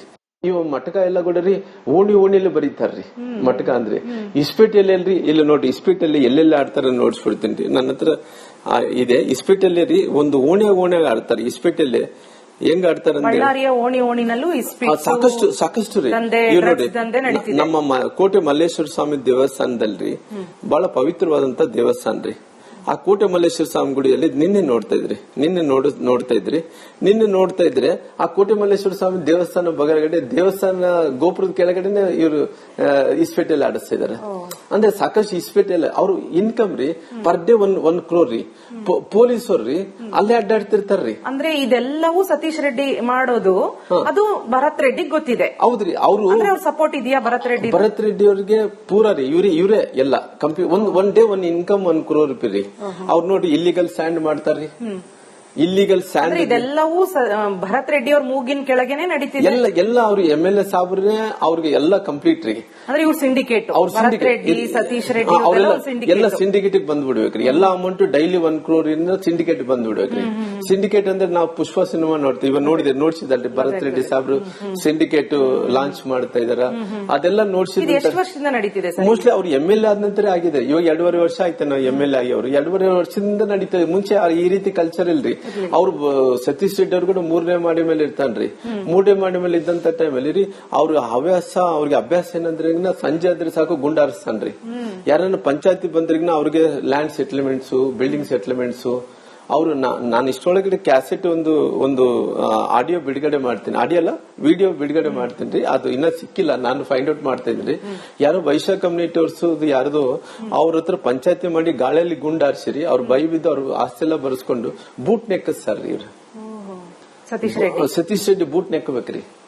ಆ ರೀತಿ ಇತ್ತೀಚೆಗೆ ನಾನು ನೋಡ್ತಾ ಇದ್ದೇನಲ್ರಿ, ಎಷ್ಟು ದೌರ್ಜನ್ಯ ಅಂದ್ರೆಗಿನ ಅದು ಕೇಳಕ್ಕೆ ಸಾಧ್ಯ ಇಲ್ಲ. ಸತೀಶ್ ರೆಡ್ಡಿ ಜೊತೆ ನೇರವಾಗಿ ಭರತ್ ರೆಡ್ಡಿ ಅವರ ಬೆಂಬಲ ಇದೆ ರೀ. ಇವಾಗ ನೋಡ್ರಿ, ವಿದ್ಯಾನಗರದಲ್ಲಿ ಒಂದು ಮನೆ ಮಾಡ್ಯಾರ್ರಿ, ಮತ್ತೆ ರಾಯಲ್ ಟೂರಿಸ್ಟ್ ಹೋಮ್ ಬಗಲ್ಗಡೆ ಒಂದು ಮನೆ ಮಾಡ್ಯಾರಿ, ಗಾಂಧಿನಗರದ ಒಂದು ಮನೆ ಮಾಡ್ಯಾರಿ. ಡೈಲಿ ಇಸ್ಪೇಟ್ ಇದು ಈ ಮಟ್ಕ ಬರೀತಾರ ನೋಡ್ರಿ, ಮಟ್ಕದೆಲ್ಲ ಕೂಡ ರೋಡ್ ಮನೇಲಿ ರೊಕ್ಕ ಜೋಡಿಸ್ತಾರ್ರಿ. ಇಷ್ಟಿಷ್ಟು ರಾಶಿ ಜೋಡಿಸ್ತಾರ್ರಿ ಮನೇಲಿ. ಅವ್ರು ಎಷ್ಟು ರೊಕ್ಕ ಜೋಡಿಸ್ತಾರಂದ್ರೆ ಡೈಲಿ ಮಿನಿಮಮ್ ಎಷ್ಟೋ ಕಲೆಕ್ಷನ್ ಮಾಡ್ಕೊಂತಾರಿ. ಆ ಮಟ್ಕ ಬರೋ ನಂಬರ್ ಎಲ್ಲ ಕೂಡ ಯಾವಾಗ ಘೋಷಣೆ ಮಾಡ್ತಾರೆ, ರಾತ್ರಿ ಘೋಷಣೆ ಓಪನ್ ಏನಂತಾರ್ರಿ, ಅದು ಅನೌನ್ಸ್ ಮಾಡೋಂತ ಟೈಮಲ್ಲಿ ಇವರೇ ಮಟ್ಕ ತಗೊಂತಾರ, ಇವರೇ ಬರೀತಾರ್ರಿ, ಇವರೇ ಘೋಷಣೆ ಮಾಡ್ತಾರ್ರಿ. ಎಲ್ಲ ಕೂಡ ಈ ರೀತಿ ಎಲ್ಲಾ ಕಡೆ ಕೂಡ ಬಂದು ಪರ್ ಡೇ 1 ಕೋಟಿ ರೂಪಾಯಿ ಬರ್ಬೇಕಂತ ಸಿಂಡಿಕೇಟ್ ಮಾಡ್ಕೊಂಡಾರ್ರಿ. ಇದೆಲ್ಲ ಕಳೆದ 2.5 ವರ್ಷದಿಂದ ನಡೀತಿದೆ ಬಳ್ಳಾರಿ ನಗರದಲ್ಲಿ ಅಂತ ನಿಮ್ಗೆ ಗೊತ್ತಿದ್ರು ನೀವಾಗ್ಲಿ ಜನಾರ್ದನ್ ರೆಡ್ಡಿ ಅವರಾಗ್ಲಿ ಸತೀಶ್ ರೆಡ್ಡಿನ ಪ್ರಶ್ನೆ ಮಾಡಿದ್ರ ಅಥವಾ ಭರತ್ ರೆಡ್ಡಿ ಅವ್ರನ್ನ ಪ್ರಶ್ನೆ ಮಾಡಿದ್ರ? ಯಾವತ್ತು ಪ್ರಶ್ನೆ ಮಾಡಿದ್ದಿಲ್ಲ ರೀ. ಯಾಕಂತ ಹೇಳಿದ್ರೆ ನಾನು ಬಹಳಷ್ಟು ಸಾರಿ ಗಮನಿಸಿದ್ದೇನ್ರಿ. ಗಮನಿಸಿದಂತ ಟೈಮಲ್ಲಿ ಕೂಡ ಅವ್ರ ಸರ್ಕಾರ ಇದೆ, ಸರ್ಕಾರ ಜೊತೆ ಅವ್ರ ಮಂತ್ರಿಗಳಾಗಿ ಅವ್ರ ಮಿನಿಸ್ಟರ್ಗಳ ಅವರು ಇನ್ಚಾರ್ಜ್ ಮಿನಿಸ್ಟರ್ಸ್ ಇದ್ದಾರ, ಪೊಲೀಸ್ ಇದಾರ, ಅವರೆಲ್ಲ ಕೂಡ ರಕ್ಷಣೆ ಮಾಡಬಹುದಿತ್ತು. ಅವರೆಲ್ಲ ಕೂಡ ಸಪೋರ್ಟ್ ಮಾಡ್ತಾ ಇದಾರೆ ಅನ್ನೋದು ಗೊತ್ತಿದ್ದಿಲ್ಲ ನನಗೆ. ನಾನು ನಂತರ ನಮ್ಮ ಅಡಿಷನಲ್ SP ಸಾಹೇಬ್ರು ಅವ್ರ SP ಅವರಂತೂ ಯಾರು ಹೆಣ್ಮಗಳು ಇದ್ದಲ್ರಿ, ಅವ್ರನ್ನ ಟ್ರಾನ್ಸ್ಫರ್ ಆಯ್ತು 1 ವರ್ಷ ಆದ್ಮೇಲೆ. ಅದು ಪ್ರೋಸೆಸ್ ಬೇಕಾದ್ರೆ 1 ವರ್ಷ ಆದ್ಮೇಲೆ ತಗೊಂಡ್ಬಿಡ್ತಾರ್ರಿ. ಆ ಹೆಣ್ಮಗಳು ನಂತರ ಹೊಸ SP ಅವ್ರು ಪವನ್ ನಿಜ್ಜೂರ್ ಅವ್ರು ಬಂದಿದ್ರು. ಅವ್ರು ಕೂಡ ಪಾಪ 24 ತಾಸಲ್ಲಿ ಅವರು ಪಾಪ ಸಸ್ಪೆಂಡ್ ಆದ್ರು. ನಂತರ ಈ ಅಡಿಷನಲ್ SP ಸಾಹೇಬ್ರು ಅವ್ರ ಬ್ಯಾಕ್ ಗ್ರೌಂಡ್ ಏನ್ರಿ ಅಂದ್ರೆ ಅವ್ರು DSP ಆಗಿ ಬಳ್ಳಾರಿಯಲ್ಲಿ ಬಂದಿದ್ರಿ. ಬಳ್ಳಾರಿಯಲ್ಲಿ DSP ಇದ್ದಂತ ಟೈಮಲ್ಲಿ ಕೂಡ ಅವತ್ತು ಕೂಡ ಸಂದರ್ಭದಲ್ಲಿ ನಮ್ಮ ಹತ್ರ ಸ್ವಲ್ಪ ವಿರೋಧ ಇತ್ರಿ. ವಿರೋಧ ಇದ್ದಂತ ಟೈಮಲ್ಲಿ ಕೂಡ ಅವರು DSP ಇದ್ದಂತ ಟೈಮಲ್ಲಿ ಕೂಡ ಸಾಕಷ್ಟು ಹತ್ಯೆಗಳು ನಡೆದವ್ರಿ. ಇಲ್ಲಿ ಬಳ್ಳಾರಿಯಲ್ಲಿ ಕೂಡ ಅವ್ರು ಇದ್ದಂತ ಟೈಮಲ್ಲಿ ಹತ್ಯೆಗಳು ನಡೆದಂತ ವಿಚಾರದಲ್ಲಿ ಕೂಡ DSP ಸಾಹೇಬ್ರಂತ ಅವ್ರ ಹೆಸರು ರವಿಕುಮಾರ್ ASP ಅವರು, ಅಡಿಷನಲ್ SP ಅವರು. ಅವ್ರು ಇದ್ದಂತ ಟೈಮಲ್ಲಿ ಅವತ್ತು ಕೂಡ DSP ಇದ್ದಂತ ಟೈಮಲ್ಲಿ ಹತ್ಯೆಗಳು ನಡೆದವ್ರಿ. ಆ ನಡೆದಂತ ಟೈಮಲ್ಲಿ ಅವ್ರನ್ನ ಅಡಿಷನಲ್ SP ಸಾಬ್ರಾಗಿ ತಗೊಳೋದಕ್ಕಿಂತ ಮುಂಚೆ ಅವ್ರನ್ನ ಅವತ್ತಿನ ಸಂದರ್ಭದಲ್ಲಿ ನಾವೆಲ್ಲ ಕೂಡ ಅವ್ರ ಹತ್ರ ಜಗಳ ಮಾಡ್ಕೊಂಡಿದ್ವಿ. ಅವ್ರ ವಿರುದ್ಧವಾಗಿ ನನ್ನ ಮಾಡಿದ್ವಿ ಕೆಲಸ ಅನ್ನೋದ ಕಾರಣ ಅವ್ರು ಇಲ್ಲಿ ತಗೊಂಡ ನಂತರ ಕೂಡ ಅವರು ಯಾವತ್ತೂ ಕೂಡ ನೋಡ್ರಿ ಅಲ್ಲಿ ಮಟಕ ನಡೆಸಿರ್ತಾರ, ಮನೆಯಲ್ಲೆಲ್ಲ ಕೂಡ ರೊಕ್ಕ ಜೋಡಿಸ್ತಾರ, ರಾಶಿ ಜೋಡಿಸ್ತಾರ್ರಿ. ಯಾವತ್ತು ಕೂಡ ಅಬ್ಜೆಕ್ಷನ್ ಮಾಡಿದ್ದಂತೂ ಏನಿಲ್ಲ ರೀ. ಎಲ್ಲ ಕೂಡ ಪೊಲೀಸರೆಲ್ಲ ಕೂಡ ಅವ್ರ ಮನೆ ಸುತ್ತ ಅಡ್ಡಾಡ್ತಿರ್ತಾರ್ರಿ. ಈಗ ಪೊಲೀಸ್ ಅವರು ಅವ್ರನ್ನ ಪ್ರಶ್ನೆ ಮಾಡ್ತಿಲ್ಲ, ಪೊಲೀಸ್ನವ್ರು ಹೆದರಿರ್ಬೋದು. ಆದ್ರೆ ಜನಾರ್ದನ್ ರೆಡ್ಡಿ ಮತ್ತು ಶ್ರೀರಾಮುಲು ಅವರಿಬ್ರು ಪ್ರಭಾವಿ ನಾಯಕರು, ಸಚಿವರಾಗಿದ್ದವರು, ಈ ಜಿಲ್ಲೆಯ ಬಗ್ಗೆ ಕಾಳಜಿ ಇರೋರು. ಯಾಕೆ ನೀವು ಭರತ್ ರೆಡ್ಡಿ ಅವ್ರನ್ನ ಕೇಳಲಿಲ್ಲ? ಭಯ ಬಿದ್ರ ಭರತ್ ರೆಡ್ಡಿ ಅವರಿಗೆ? ಭಯ ಅನ್ನೋದಿಲ್ಲ ರೀ. ಯಾಕಂದ್ರೆ ಲಾ ಅಂಡ್ ಆರ್ಡರ್ ನೋಡ್ರಿ, ನಾವು ರಾಜಕಾರಣ ಮಾಡಿರೋದು ಜಿಲ್ಲೆಯನ್ನ ಮಟ್ಕ ದಂಧೆ, ಡ್ರಗ್ಸ್ ದಂಧೆಯಿಂದ ಕಾಪಾಡುವಂತ ಜವಾಬ್ದಾರಿ ನಿಮ್ಮಿಬ್ಬರ ಮೇಲೂ ಇದೆ ಅಲ್ವಾ? ಯಾಕೆ ನೀವು ಭರತ್ ರೆಡ್ಡಿನ ಯಾವತ್ತು ಪ್ರಶ್ನೆ ಮಾಡಲಿಲ್ಲ? ನೋಡ್ರಿ ಯಂಗ್ಸ್ಟರ್ಸ್ ನಾನು ನೋಡಿದಲ್ರಿ, ಯಂಗ್ಸ್ಟರ್ಸ್ ಎಲ್ಲ ಕೂಡ ಹ್ಯಾಪಿ ಮೂಡ್ ಅಂತೇಳಿ ಒಂದು ಡ್ರಗ್ಸ್ ಅಂತಾರೆ. ಹ್ಯಾಪಿ ಮೂಡ್ ಅಂದ್ರೆ ಒಂದು ಸ್ಟಾಂಪ್ ಇರುತ್ತೆ ನೋಡಿ, ನಾವು ಇಂಗ್ಲೆಂಡ್ ಲೆಟರ್ ಬರಿಬೇಕಂದ್ರೆ ಸ್ಟಾಂಪ್ ಹಚ್ತಾರೆ. ಹ್ಯಾಪಿ ಮೂಡ್ ಬ್ಯಾಡ್ ಮೂಡ್ ಅಂತೇಳಿ ತಗೊಂತಾರೆ, ನಾಲಿಗೆ ಮೇಲೆ ತಗೊಂತಾರೆ. ಆ ನಾಲಿಗೆ ಮೇಲೆ ತಗೊಂಡಂತ ಟೈಮಲ್ಲಿ ಆ ಹ್ಯಾಪಿ ಮೂಡ್ ಇದ್ದಂತ ಟೈಮಲ್ಲಿ ಏನ್ ಮಾಡ್ತಾರೋ ಗೊತ್ತಿಲ್ರಿ, ಸ್ಯಾಡ್ ಮೂಡ್ ಇದ್ದಂತ ಟೈಮಲ್ಲಿ ಕೂಡ ತಗೊಂತಾರೆ, ಏನ್ ಮಾಡ್ತಾರೋ ಗೊತ್ತಿಲ್ರಿ. ಅದೆಲ್ಲ ಕೂಡ ನಾಲಿಗೆ ಮೇಲೆ ಸ್ಟಾಂಪ್ ಹಚ್ಚಿದಂಗೆ ಹಚ್ಕೊಂತಾರೆ. ನಿಮ್ಮ ಬಳ್ಳಾರಿಯ ಯುವ ಜನತೆ ನಿಮ್ ಕಣ್ಣು ಮುಂದೆ ಹಾಳಾಗ್ತಿದ್ರು ನೀವ್ ಯಾಕೆ ಪೊಲೀಸ್ ಇಲಾಖೆ ಮೇಲೆ, ಗೃಹ ಇಲಾಖೆ ಮೇಲೆ, ಗೃಹ ಸಚಿವರಿಗೆಲ್ಲ ಗಮನ ನಾನು ಸಾಕಷ್ಟು ಸಾರಿ ನಾನು ಐಜಿ ಅವ್ರು ಕೂಡ ಡಿಜಿ ಅವ್ರು ಕೂಡ ಗಮನಕ್ಕೆ ತಗೊಂಡ್ಬಂದಿನಿ, ಐಜಿ ಮೇಡಮ್ ಅವ್ರ ಗಮನ ಕೂಡ ತಗೊಂಡ್ಬಂದಿನಿ, ಇದಕ್ಕಿಂತ ಮುಂಚೆ ಐಜಿ ಇದ್ದಂತವ್ರ ಗಮನ ಕೂಡ ತಗೊಂಡ್ಬಂದಿನಿ. ಅವ್ರು ಯಾರಿಗೂ ಅಷ್ಟು ಸೀರಿಯಸ್ ತಗೊಳಕ್ಕೆ ರೆಡಿ ಇಲ್ಲ. ಯಾಕಂತ ಹೇಳಿದ್ರೆ ಇವಾಗ ಏನಾಗ್ಬಿಟ್ಟಿದ್ರಿ, ನಾವು ಅನೇಕ ಸರ್ಕಾರಗಳು ನೋಡಿದಂತ ಟೈಮಲ್ಲಿ ಯಾರನ್ನ ಭ್ರಷ್ಟಾಚಾರ ಮಾಡ್ತಾ ಇದ್ರಿ, ಯಾರನ್ನ ಈ ರೀತಿ ಅಲಿಗೇಷನ್ ಬಂದಂತ ಇದ್ದಾವೆ ಮುಖ್ಯಮಂತ್ರಿಗಳು ಕೇಳ್ತಾ ಇದ್ರಿ. ನಮ್ಮ ಬಿಜೆಪಿಯಲ್ಲಿ ಇದ್ದಂತ ಟೈಮಲ್ಲಿ ಎಲ್ಲಾ ಮುಖ್ಯಮಂತ್ರಿಗಳು MLAಗಳ ಮೇಲೆ ಅವ್ರಿಗೆ ಒಂದು ಹಿಡ್ತಾ ಇತ್ತಿರಿ. ಇವಾಗ ಎಲ್ಲ MLAಗಳು ಏನಾಗ್ಬಿಟ್ಟಿತ್ತು, 224 ಮಂದಿ MLAಗಳಲ್ಲಿ ಅವ್ರು 130 ಮಂದಿ ಏನ್ ಗೆದ್ದಾರ, ಅವ್ರಿಗೆಲ್ಲ ಏನ್ರಿ ಅಂದ್ರೆ ಇಂಡಿಪೆಂಡೆಂಟ್ ರೀ, ಅವರೇ ಟ್ರಾನ್ಸ್ಫರ್ ಮಾಡಬಹುದು, ಅವರೇ ಇಲ್ಲಿಗಲ್ ಸ್ಯಾಂಡ್ ವ್ಯಾಪಾರ ಮಾಡಬಹುದು, ಏನ್ ಬೇಕಾದ್ರೂ ಕೂಡ ಮಾಡ್ಕೊಂಡು ದುಡ್ಡು ದುಡ್ಕೋಬೇಕನ್ನಂತ ಪರಿಸ್ಥಿತಿ. ನಾಳೆ ಸರ್ಕಾರ ಬರುತ್ತೇನೆಲ್ಲ ಗೊತ್ತಿಲ್ಲ ಅನ್ನಂತ ರೀತಿಯಲ್ಲಿ ಅವ್ರು ಸಿಕ್ಕಾಪಟ್ಟಿ ಕರಪ್ಷನ್ ಮಾಡೋದು, ಯಾರನ್ನ ಅಧಿಕಾರಿಗಳು ಯಾರನ್ನ ಅವರು ಸ್ವಲ್ಪ ಏನನ್ನ ಹಣ ಕೊಟ್ಟಿದ್ರಿನ ಅವರು ಬೈಬೀಳಿಸೋದು, ಅವರು ಇಲ್ಲೇ ಟ್ರಾನ್ಸ್ಫರ್ ಮಾಡಿಸ್ತೀವಿ ಅನ್ನೋದು, ಈ ರೀತಿ ಇಲ್ಲಿಗಲ್ ದಂಧೆಗಳಿಗೆ ಅವ್ರು ಏನಂದ್ರೆ ಸರ್ಕಾರಿ ನೌಕರರು ಏನ್ ಮಾಡ್ತಾರ, ಎದಕ್ಕ ಬೈಬೀಳಲ್ಲಿ ಟ್ರಾನ್ಸ್ಫರ್ ಮಾಡ್ತೀನಿ ಅಂದ್ರೆ ಮಾತ್ರ ಬೈಬೀಳ್ತಾರೆ. ಅವ್ರಿಗೇನು ಈ ಊರಿಲ್ಲಿದ್ರೆ ಇನ್ನೊಂದು ಊರಿದ್ರೆ ಈ ಊರಲ್ಲಿ ಲಾಭ ಜಾಸ್ತಿ ಇದಪ್ಪ, ಇಲ್ಲೇ ಕೆಲಸ ಮಾಡ್ಬೇಕನ್ನಂತ ಮನಸ್ಥಿತಿಯಲ್ಲಿ ಇರ್ತಾರೆ. ಟ್ರಾನ್ಸ್ಫರ್ ಅಂದ್ರೆ ಬೈಬೀಳ ಅಂತ ಟೈಮ್ ನಮ್ಮ ಹತ್ರ ಅಧಿಕಾರ ಇಲ್ಲ, ಟ್ರಾನ್ಸ್ಫರ್ ಮಾಡಕ್ಕಾಗಲ್ಲ. ಬಹಳಷ್ಟು ಸರಿ ಮಾತಾಡಿದ್ರಿ, ಯಾವ್ದು ಕೂಡ ಸೀರಿಯಸ್ನೆಸ್ ಯಾರು ತಗೊಂಡಿಲ್ರಿ. ಇದೇ ಬಾರಿ ನಾವು ಮಾತಾಡಿದಂತ ಟೈಮಲ್ಲಿ ಇಷ್ಟು ಸೀರಿಯಸ್ ಆಗ್ತಾ ಇದ್ರಿ. ಈಗ ನೀವು ಸತೀಶ್ ರೆಡ್ಡಿ ಆಗ್ಲಿ ಅಥವಾ ಭರತ್ ರೆಡ್ಡಿ ಅವರಾಗ್ಲಿ ಅವರಿಬ್ರು ಸಿಂಡಿಕೇಟ್ ಆಗಿ ಏನು ಮಾಡ್ತಾ ಇದ್ರು, ಈ ಮಟ್ಕಾ ದಂಧೆ ಡ್ರಗ್ಸ್ ದಂಧೆನ ನೀವ್ ಯಾವತ್ತು ಬಹಿರಂಗವಾಗಿ ನೀವು ವಿರೋಧಿಸ್ಲಿಲ್ಲ, ಜನಾರ್ದನ್ ರೆಡ್ಡಿ ಅವರು ವಿರೋಧಿಸ್ಲಿಲ್ಲ, ಅದರಿಂದ ನಿಮ್ ನಡುವೆ ಯಾವ್ದು ಕ್ಲಾಶ್ ಆಗಿಲ್ಲ. ಆದ್ರೂನು ಈ ಬಳ್ಳಾರಿ ಘಟನೆ ನಡೆದಿದ್ಯಾಕೆ ಹೊಸ ವರ್ಷದ ದಿನ? ನೋಡ್ರಿ, ಇವರು ನಾರಾ ಭರತ್ ರೆಡ್ಡಿ ಅವರಿಗೆ ವಿಚಾರದಲ್ಲಿ ಸಾಕಷ್ಟು ಮಂದಿ ಅವರು ಹೇಳಿಕೆಗಳನ್ನು ಕೊಟ್ಟಾರೆ. ಏನಂದೇಳಿ ಅದೇನೋ ಬೇರೆ ಬೇರೆ ಕಾರಣ ನಾನು ಆ ಹುಡುಗಗೆ ಈ ರೀತಿ ನಾನೊಬ್ಬ ದೊಡ್ಡ ಮನುಷ್ಯನಾಗಿ ನಾರಾ ಭರತ್ ರೆಡ್ಡಿ ಈ ರೀತಿ ಮಾಡ್ತಾ ಇದ್ದೇನೆ ಅಂತೇಳಿ ನಾನು ವೇಗವಾಗಿ ಅಲಿಗೇಷನ್ ಮಾಡಕ್ ರೆಡಿ ಇಲ್ರಿ. ಅಂದ್ರೆ ಒಬ್ಬ ಶಾಸಕನಾದಂತವ್ನು ಹೆಂಗಿರ್ಬೇಕು ಹೇಳ್ರಿ ಮೇಡಮ್, ಶಾಸಕನಾದಂತವ್ನು ಅವನು ಕ್ಲಿಯರ್ ಆಗಿರ್ಬೇಕು. ಒಬ್ಬ MLA ಆದಂತವ್ನು ಇವತ್ತು ನಮ್ಮ ನಗರದ MLA ಅಂದ್ರೆ ರಾಮ್ಲು ಅಂತ ಹೇಳಕ್ ಹೋಗಲ್ಲ. ಅವ್ನು ನಮ್ಮ ನಗರದ MLA ನನಗೆ ಬಂದು ಕೇಳ್ತಾ ನಾರಾ ಭರತ್ ರೆಡ್ಡಿ ಅನ್ನೋದು. ಯಾಕಂದ್ರೆ ಒಬ್ಬ MLA ಆದಂತವ್ರು ನಮ್ಮ ರಾಜಕಾರಣದಲ್ಲಿ ಯಾರನ್ನ ಆಗ್ಲಿ ಗೆಲ್ಲಿಲಿಕ್ಕೆ ಮುಂಚೆ ಈ ಪಾರ್ಟಿ ಆ ಪಾರ್ಟಿ ಅಂತಾರೆ, ಗೆದ್ದ ನಂತರ ಎಲ್ಲರೂ ಕೂಡ ನಮ್ಮವ್ರು ಅಂದ್ಕೊಂಡು ಆ ಮನಸ್ಥಿತಿಯಲ್ಲಿ ಡೆವಲಪ್ಮೆಂಟ್ ಮಾಡ್ಬೇಕಾಯ್ತ್ರಿ. ಆ ಮನುಷ್ಯನ ಮನಸ್ಥಿತಿ ಡೇ ಬೈ ಡೇ ಏನಾಗಿದೆ, ಅವ್ರು ಹುಡ್ತಾ ಶ್ರೀಮಂತರ್ರಿ, ಅವ್ರ ತಂದೆಯವ್ರು ಕೂಡ ಬಹಳ ಶ್ರೀಮಂತರು ಮನೆತನದಿಂದ ಬಂದಂತವ್ರಿ, ಅವ್ರ ಕಷ್ಟನೇ ಗೊತ್ತಿಲ್ಲದಂತಾರ. ಆ ಹುಡುಗ ಹೇಳ್ದ ಲಂಡನ್ ನಲ್ಲಿ ಓದಂತವ್ರು, ಬಹಳಷ್ಟು ಚಲೋ ಓದ್ಕೊಂಡಂತವ್ರು, ಗೋಲ್ಡ್ ಸ್ಪೂನ್ ಇಂದ ಹುಟ್ಟಿದಂತವ್ರು. ಎಲ್ಲಿ ಓದ್ಕೊಂಡ್ರೆ ಏನ್ ಮಾಡಿದ್ರು ಒಳ್ಳೆ ಸಂಸ್ಕಾರ ಅನ್ನೋದು ಬಹಳ ಮುಖ್ಯ ಆಗುತ್ತೆ. ಆ ಸಂಸ್ಕಾರ ಇಲ್ಲದಂತವ್ರು ಅಮೆರಿಕದಲ್ಲಿ ಓದ್ಕೊಂಡ್ರೆ, ಲಂಡನ್ ದಲ್ಲಿ ಓದ್ಕೊಂಡ್ರೆ, ನಮ್ಮ ಬಳ್ಳಾರಿ ಸರ್ಕಾರಿ ಶಾಲೆಯಲ್ಲಿ ಓದ್ಕೊಂಡ್ರೆ ಸಂಸ್ಕಾರ ಇಂಪಾರ್ಟೆಂಟ್ ಆಗಿರೋ ಕಾರಣ ಬಹಳಷ್ಟು ಸರ್ ಒಬ್ಬ MLA ಆದಂತವ್ರು ಈ ಊರ್ನ ಕಾಪಾಡಬೇಕಾಗುತ್ತೆ. ಕಾಪಾಡಬೇಕಾದಾಗ ಅವ್ರು ಎಲ್ಲಾ ರೀತಿಯಲ್ಲೂ ಕೂಡ ಏನೇನು ಈ ರೀತಿ ಇಲ್ಲಿಗಲ್ ಆಕ್ಟಿವಿಟೀಸ್ ಆಗ್ತದೆ, ಆ ಇಲ್ಲಿಗಲ್ ಆಕ್ಟಿವಿಟೀಸ್ ಆಗ್ಲಾರ್ದು ನೋಡ್ಕೋಬೇಕು, ಎಲ್ಲಿ ಕೂಡ ಭ್ರಷ್ಟಾಚಾರ ಆಗ್ಲಾರ್ದಂತ ನೋಡ್ಬೇಕು. ಊರು ಅಭಿವೃದ್ಧಿ ವಿಚಾರದಲ್ಲಿ ಎಲ್ಲರೂ ಕೂಡ ಒಂದೇ ನಂತರ ರೀತಿಯಲ್ಲಿ ಊರು ಅಭಿವೃದ್ಧಿ ಮಾಡಬೇಕಾಗುತ್ತೆ. ಸಮಸ್ಯೆಗಳು ಜಾಸ್ತಿ ಇದ್ದೇ ಇರುತ್ತೆ, ಎಲ್ಲ ಕೂಡ ಒಂದೇ ಸರಿ. ಭರತ್ ರೆಡ್ಡಿ ಅವರು ಇದು ಯಾವ್ದ್ರ ಬಗ್ಗೆನೂ ಡ್ರಗ್ಸ್ ದಂಧೆ, ಮಟ್ಕಾ ದಂಧೆ, ಇಲ್ಲಿಗಲ್ ಯಾವ್ದ್ರ ಬಗ್ಗೆನೂ ಗಮನ ಹರಿಸ್ತಿಲ್ಲ ಅಂತ ನೇರ ಆರೋಪ. ನೋಡ್ರಿ, MLA ಅವರು ಮನಸ್ಸು ಮಾಡಿದ್ರೆ ಈ ರೀತಿ ಆಗ್ಲಿಕ್ಕೆ ಎಲ್ಲಿ ಬಿಡ್ತಾನೆ ಇದ್ದಿಲ್ಲ. MLA ಅವ್ರು ಏನಂದ್ರೆ ಅವರು ರೊಕ್ಕ ದುಡ್ಕೊಳ್ಳಿ ಬಿಡ್ರಿ, ಬೇಕಾದ್ರೆ ನಾನು ಏನನ್ನ ಮಾಡಂಗಿದ್ರೆ ಎಲ್ಲ ರೌಡಿಸಮ್ಗೆ ಪ್ರೋತ್ಸಾಹ ಕೊಡ್ತೀನಿ, ಯಾರ್ಯಾರು ಇಲ್ಲಿಗಲ್ ಆಕ್ಟಿವಿಟೀಸ್ ಮಾಡ್ತಾರೋ ಅವ್ರಿಗೆ ಸಪೋರ್ಟ್ ಮಾಡ್ತೀನಿ ಅಂತೇಳಿ ಅವ್ರ ಮನಸ್ಥಿತಿ ಬಂದಿರೋ ಕಾರಣ ಇವತ್ತು ಎಲ್ಲಾ ಕಡೆ ಕೂಡ ನೋಡ್ರಿ 90% ಪೀಪಲ್ ಇಲ್ಲ ರೀ MLA ಅವರು ಏನು ಸಣ್ಣ ವಯಸ್ಸಲ್ಲಿ ಈ ಬಳ್ಳಾರಿ ನಗರ ಜನರ ಅವಕಾಶ ಮಾಡಿಕೊಟ್ಟಿರೋ, ಈ ಅವಕಾಶ ಮಾಡಿಕೊಟ್ಟಂತ ಜನರಿಗೆ ನೋವಾಗಂತ ಕೆಲಸ ನಾರಾ ಭರತ್ ರೆಡ್ಡಿ ಸಾಹೇಬರು ಮಾಡ್ತಾ ಇದಾರೆ. ಅಂದ್ರೆ ಭರತ್ ರೆಡ್ಡಿ ಅವರಿಂದಾಗಿ ಬಳ್ಳಾರಿನಲ್ಲಿ ರೌಡಿಸಂ ಜಾಸ್ತಿ ಆಗಿದೆ, ತುಂಬಾ ಸಿಕ್ಕಾಪಟ್ಟಿ. ನಾವು ಇದ್ದಂತ ಟೈಮಲ್ಲಿ ಯಾವ ರೀತಿಯ ರೌಡಿಸಂ ನಡೀತಾ ಇದೆ ನಮ್ಮ ಈ ರೌಡಿಸಂ ಅಂದ್ರೆ ಮಕ್ಕಳೆಲ್ಲರೂ ಕೂಡ ಕೆಟ್ಟ ಹೋಗ್ತಾ ಇದಾರೆ. ಎಲ್ಲಾರು ಕೂಡ ಎಲ್ಲಾ ಶಾಲೆಗಳಲ್ಲಿ ಇವತ್ತು ಡ್ರಗ್ಸ್ ಮಾರಾಟ ಜಾಸ್ತಿ ಆಗ್ತಾ ಇದ್ರಿ, ಲಾ ಅಂಡ್ ಆರ್ಡರ್ ಕಂಪ್ಲೀಟ್ ಆಗಿ ಕೊಲಾಪ್ಸ್ ಆಗ್ತಾ ಇದ್ರಿ. ಎಲ್ಲ ಪೊಲೀಸರು ಇದ್ಕೊಂಡು ಈ ರೀತಿ ಪ್ರೋತ್ಸಾಹ ಕೊಡಂತ ಟೈಮಲ್ಲಿ ಅವ್ರು ಇವ್ರಿಗೆ ನಾನು ಈ ಅಡಿಷನಲ್ SP ಸಾಹೇಬರಿಗೆ ಬಹಳ ಸಾರಿ ಹೇಳಿದಂತ ಟೈಮಲ್ಲಿ ಕೂಡ ಅವರು ಏನಂತ ಹೇಳಿದ್ರೆ ಕೇವಲ ನಾಟಕ ಮಾಡೋ ಮಂದಿ, ಅವರು ಈ ಕಡೆ ಅಂದ್ರೆ ಈ ಕಡೆ ಮಾತಾಡ್ತಾರೆ, ಆ ಕಡೆ ಅಂದ್ರೆ ಆ ಕಡೆ, ಎರಡು ಕಡೆ ಕೂಡ ಆರಿಸ್ತಾನೆ ಇರ್ತಾರೆ. ಹಂಗಾಗಿ ಅವರೆಲ್ಲ ಕೂಡ ಮನಸ್ಸು ಮಾಡಿದ್ರಿಗಿನ ಅಡ್ಮಿನಿಸ್ಟ್ರೇಷನ್ ಇನ್ನ ಚಲೋ ತಗೊಂಡೋಗ್ಬೇಕಾಯ್ತು, ಊರನ್ನ ಅಭಿವೃದ್ಧಿ ಮಾಡಬಹುದಾಯ್ತು. ಆದ್ರೆ ಎಲ್ಲಾ ಕಡೆ ಕೂಡ ಇಲ್ಲಿಗಲ್ ಆಕ್ಟಿವಿಟೀಸ್ಗೆ ಅವ್ರು ಸಪೋರ್ಟ್ ಮಾಡ್ತಾರೆ ಕನ್ನ ಇಲ್ಲಿಗಲ್ ಮಂದಿ ಜಾಸ್ತಿ ಸೇರ್ಕೊಂಡು ಬಡತನ ಜಾಸ್ತಿ ಇದೆ. ಬಡತನ ಇದ್ದಂತ ಟೈಮಲ್ಲಿ ಮಕ್ಕಳೆಲ್ಲರೂ ಕೂಡ ಸುಲಭವಾಗಿ ರೊಕ್ಕ ಬರ್ಲಿ ಅಂದ್ಕೋತಾರೆ. ಸುಲಭವಾಗಿ ರೊಕ್ಕ ಬರ್ಬೇಕಂದ್ರೆ ಅವ್ರು ಯಾವ್ದೊಂದು ಇಲ್ಲಿಗಲ್ ಬಿಸ್ನೆಸ್ ಮಾಡಿದ್ರೆ ಮಾತ್ರ ಸುಲಭವಾಗಿ ರೊಕ್ಕ ಬರುತ್ತೆ. ಇಲ್ಲಿಗಲ್ ಸಪೋರ್ಟ್ ಮಾಡಂತ ವ್ಯಕ್ತಿ ನಾರಾ ಭರತ್ ರೆಡ್ಡಿ ಆಗಿರೋ ಕಾರಣ ಇವರು ಇವತ್ತು ಎಲ್ಲ ಕೂಡ ಇವತ್ತು ಜನರು ಅವ್ರನ್ನ ಅಂದ್ರೆ ಅವಕಾಶ ಒಂದ್ಸರಿ ಜನರು ಆಯ್ಕೆ ಮಾಡಿದಂತ 5 ವರ್ಷಗಳ ಕಾಲ ಏನ್ ಮಾಡಕ್ ಬರಲ್ಲ.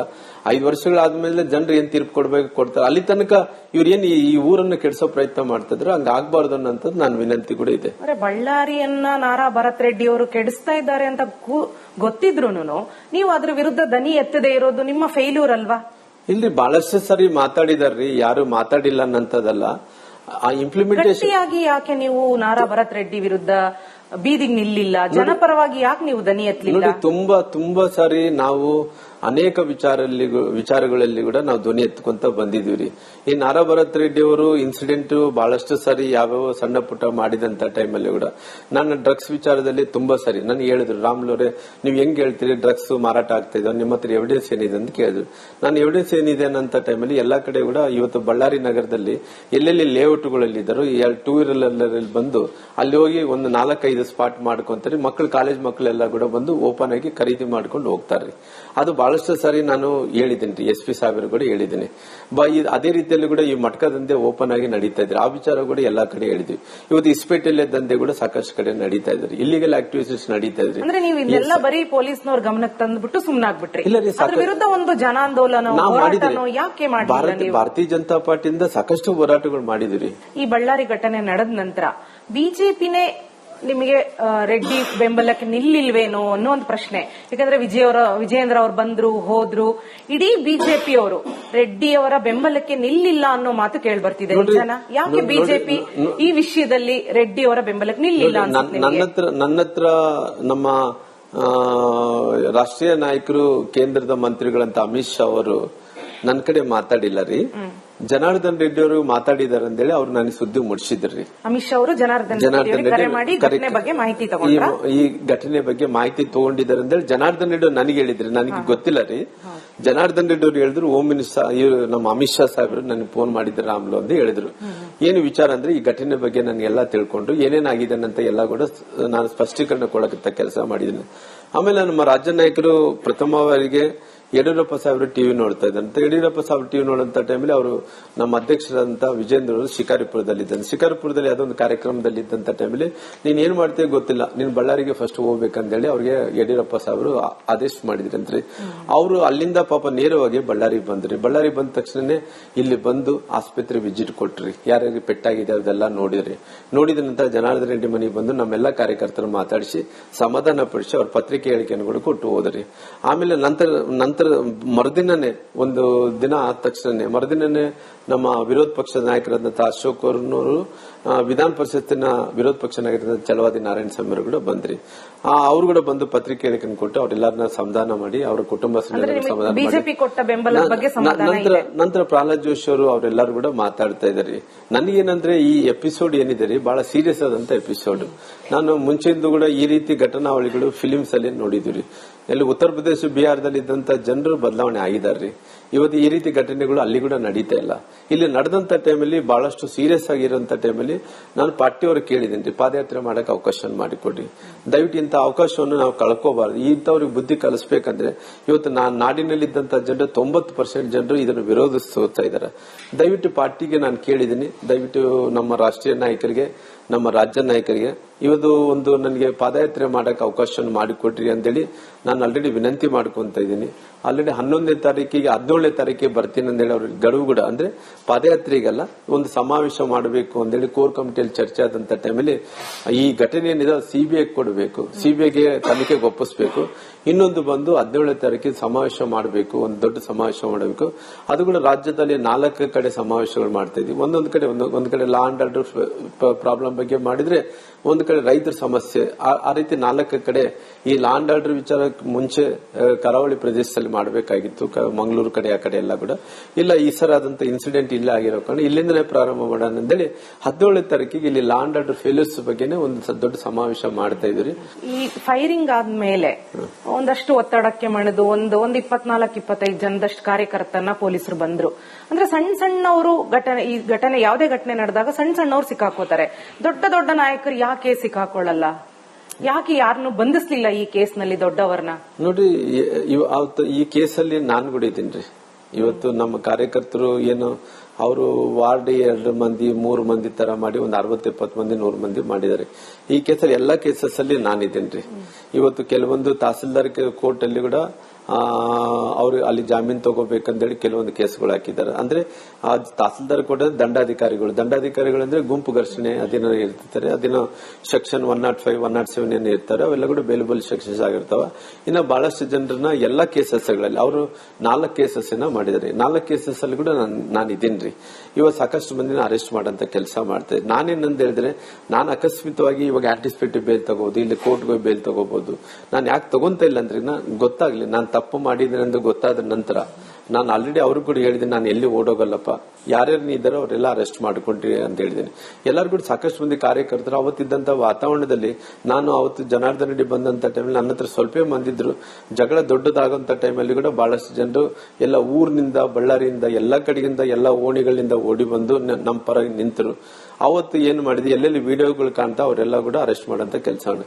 ಇವತ್ತು ಕಾಂಗ್ರೆಸ್ ಕಡೆ ಇಲ್ಲಿ ತನಕ ಆಗಿದೆ, ಕೆಲವು ಮಂದಿ ಅರೆಸ್ಟ್ ಮಾಡಿದ್ದಾರೆ. ಎಲ್ಲಾರು ಕೂಡ ಏನಂದ್ರೆ ನಾರಾ ಭರತ್ ರೆಡ್ಡಿ ಅವ್ರು ಕುಂತು ಇಂಥವ್ರು ನೋಡ್ರಿ, ನನ್ನ ಅಕ್ಕವ್ರು ಮಾಡ್ಯಾರ್ರಿ, ನನ್ನ ಸ್ವಂತ ಅಕ್ಕರಿ, ನನ್ನ ಅಕ್ಕರಿ, ನನ್ನ ಅಕ್ಕನ ಕೈ ಮುರಿದಾರ್ರಿ ಇವ್ರು. ನನ್ನ ಅಕ್ಕ ಸ್ವಂತ, ನನ್ನ ದೊಡ್ಡ ಅಕ್ಕರಿ, ನಮ್ಮ ಸುರೇಶ್ ಬಾಬು MLA ಅವ್ರು ಇದಾರ, ಅವ್ರ ತಾಯಿನ್ರಿ, ಕೈ ಮುರಿದಾರ್ರಿ. ಆ ಘಟನೆದಲ್ಲಿ ಕೈ ಮುರಿದಾರ್ರಿ. ಹೌದ್ರಿ, ಕೈ ಮುರಿದಾರ್ರಿ. ಕೈ ಮುರಿದು ಆಕಿನ ಇವಾಗ ಕೇಸಲ್ಲಿ ಹಾಕಿದಾರೆ. ನನ್ನ ಇನ್ನೊಂದು ಅಕ್ಕರಿ, ನನ್ನ ಅಕ್ಕ ಸ್ವಂತ ಭಾಗ್ಯಮ್ಮ ಅಂತ ಹೇಳ್ರಿ, ನನ್ನ ಅಕ್ಕರಿ, ಆಕಿನ ಕೂಡ ಕೇಸಲ್ಲಿ ಹಾಕಿದಾರ್ರಿ. ಆಕಿಗೆ ಕಾಲ್ ಮುರಿದಾರ್ರಿ ಇವ್ರು. ನನ್ನ ಅಕ್ಕ ಕೈ ಇವಾಗ ಕೂಡ ಆಕಿ ಅಂದ್ರೆ ಪಾಪ ಕಲ್ ತೊಗೊಂಡು ಬೀಸಾರ್ರಿ. ಕಲ್ ತೊಗೊಂಡು ಬೀಸಿದ ತಕ್ಷಣ ಅಲ್ಲಿ ಎಲ್ಲ ಬೋನ್ ಫ್ರಾಕ್ಚರ್ ಏನ್ ಆಗಿಲ್ಲ ರೀ, ಬಾವಾಗಿದೆ ಪಾಪ. MKL ಏನ್ ಇರ್ಬೋದು, ಸ್ಕ್ಯಾನಿಂಗ್ ಮಾಡ್ಸೇನ್ರಿ. ಆಕಿಗೆ ಬೋನ್ಗೆ ಏನ್ ತೊಂದ್ರೆ ಇಲ್ರಿ. ಪಾಪ ಆಕಿ ಹಂಗೆ ಪಟ್ಟಿ ಕಟ್ಕೊಂಡು ಅದು ಒದ್ದಿ ಬಟ್ಟೆ ಕಟ್ಟಿಕೊಂಡು ಅಡ್ಡಾಡ್ತಾ ಇದ್ದಾಳ್ರಿ. ಇನ್ನೊಬ್ಬ ಅಕ್ಕ ಕಾಲು ಹೊಡೆದಾರೆ. ಅವ್ರೆಲ್ಲರ ಹೆಸರ ಮೇಲೆ ಕೂಡ, ನನ್ನ ಅಕ್ಕ ತಂಗಿಯಂದ್ರ ಮೇಲೆ ಕೂಡ ಮಾಡಿದ್ದಾರೆ. ಇವರೆಲ್ಲ ಏನ್ ಕೇಸಸ್ ಮಾಡಿದಾರೆ, ಅವ್ರ ಪರ್ಸನಲ್ ಆಗಿ ನನ್ನ ಕುಟುಂಬದಲ್ಲೇ ಒಂದು 30-40 ಮಂದಿ ಮೇಲೆ ಕೇಸ್ ಮಾಡಿದ್ದಾರೆ. ಅಂದ್ರೆ ನನ್ನ ಅಕ್ಕ ತಂಗಿಯಂದ್ರ ಅಂದ್ರೆ ಇಬ್ಬರು ಅಕ್ಕ ಮೇಲೆ, ಒಬ್ಬ ಅಕ್ಕ ಮೇಲೆ, ಒಬ್ಬ ತಂಗಿ ಮೇಲೆ ಮಾಡಿದಾರ. ಇನ್ನ ಕೇಸಸ್ ಮಾಡಿದ್ದೆಲ್ಲ ಕೂಡ ನನ್ನ ಸಂಬಂಧಿಕರ ಮೇಲೆ ಬಹಳಷ್ಟು ಜನ ಈ ಕೇಸಸ್ ಅಲ್ಲಿ ನನ್ನ ಸಂಬಂಧಿಕರಿದ್ದಾರೆ, ನನ್ನ ಅಕ್ಕ ತಂಗಿಯಂದ್ರು ಕೂಡ ಇದಾರೆ. ಅಂದ್ರೆ ಕಾಂಗ್ರೆಸ್ ನಾಯಕರು ಕಾರ್ಯಕರ್ತರನ್ನ ಯಾವ ಕ್ರಮ ಇಲ್ಲ ರೀ. ಇಲ್ಲಿ ತನಕ ಆಗಿದೆ. ಅವರು ಕಾರ್ಯಕರ್ತರು ಎಲ್ಲರೂ ಕೂಡ ನಾರಾ ಭರತ್ ರೆಡ್ಡಿ ಅವರು ಕೆಲವೊಂದು ಕಡೆ ನಾವ್ ಹೆಸರೇನ್ ಕೊಟ್ಟಿದ್ದು ಅವ್ರು ಬೇರೆಯವ್ರು ನಿಲ್ಲಿಸ್ತಾ ಇದ್ದಾನ್ರಿ. ಇವಾಗ ಅವರು, ನಾವು ಕೂಡ ವಿಡಿಯೋದಲ್ಲಿ ನೋಡಿ ನಾವು ಕೂಡ ಪಟ್ಟಿ ಮಾಡ್ತಾ ಇದ್ರಿ. ನಾವು ಕೊಟ್ಟರೆ ಪೊಲೀಸರು ತಗೊಳಕ್ ರೆಡಿ ಇಲ್ಲ ರೀ. ಅಂತವ್ರಲ್ಲಿ ಬಿಟ್ಟು ಇಂಥವ್ರು ತಗೊಂತಾರೆ. ರಾಮುಲು ಅವರೇ, ಒಂದು ಅಚ್ಚರಿಯ ವಿಷಯ ಕೇಳಬೇಕು ನಿಮ್ಮನ್ನ. ತುಂಬಾ ದಿನಗಳ ನಂತರ ನೀವು ಜನಾರ್ದನ್ ರೆಡ್ಡಿ ಅವರು ವೇದಿಕೆಯಲ್ಲಿ ಕಾಣಿಸ್ಕೋತೀರಾ. ಈ ಘಟನೆ ಆದ್ಮೇಲೆ ಪ್ರೆಸ್ ಮೀಟ್ ಅಲ್ಲಿ ಕಾಣಿಸ್ಕೋತೀರಾ, ನೀವು ತಕ್ಷಣ ರೆಡ್ಡಿ ಅವ್ರ ಮನೆಗೆ ಬರ್ತೀರಾ, ಒಟ್ಟೊಟ್ಟಿಗೆ ಕಾಣಿಸ್ಕೋತೀರಾ. ಅಂದ್ರೆ ತುಂಬಾ ವರ್ಷಗಳ ನಂತರ ನೀವಿಬ್ರು ಹತ್ರ ಆಗ್ತೀರಾ.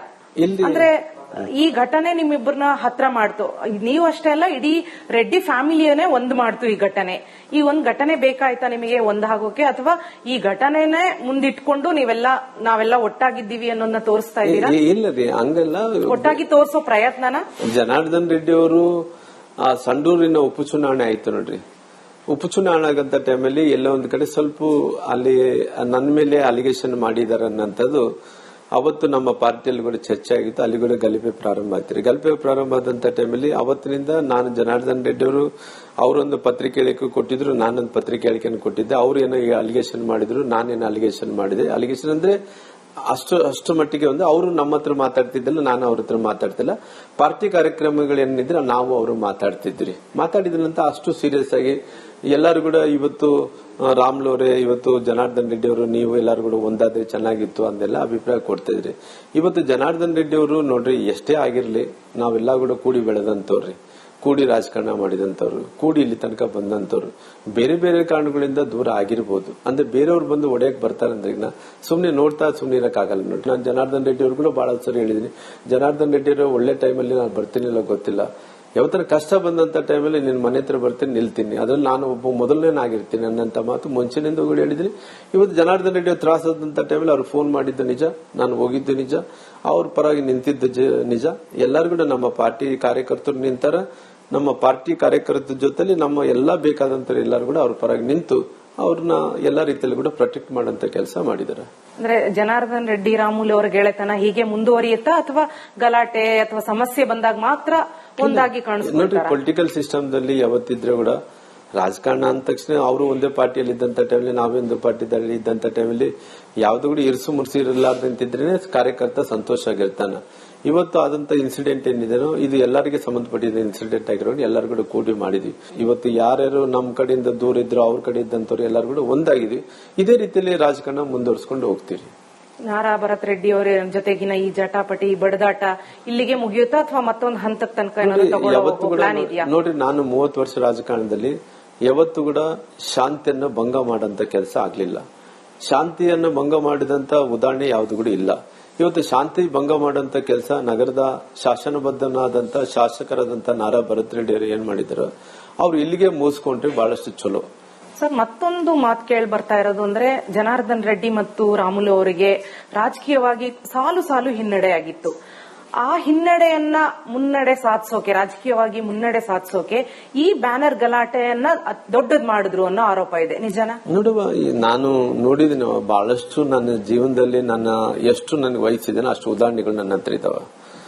ಯಾರು ಕೂಡ ನೋಡುವ, ನಾನು ಒಂದು ಸಾರಿ ಮೀಸಲಾತಿ ಕೊಡ್ಸೋಂತ ವಿಚಾರದಲ್ಲಿ ಸುಮಾರಾಗಿ ಪರಿಶಿಷ್ಟ ಜಾತಿ ಪರಿಶಿಷ್ಟ ಪಂಗಡಗಳಿಗೆ ಸುಮಾರಾಗಿ ಎಸ್ಸಿ ಜನಾಂಗಕ್ಕೆ 3-7% ಮೀಸಲಾತಿ ಜಾಸ್ತಿ ಮಾಡಂತ ಕೆಲಸ ಮಾಡಿದೆ.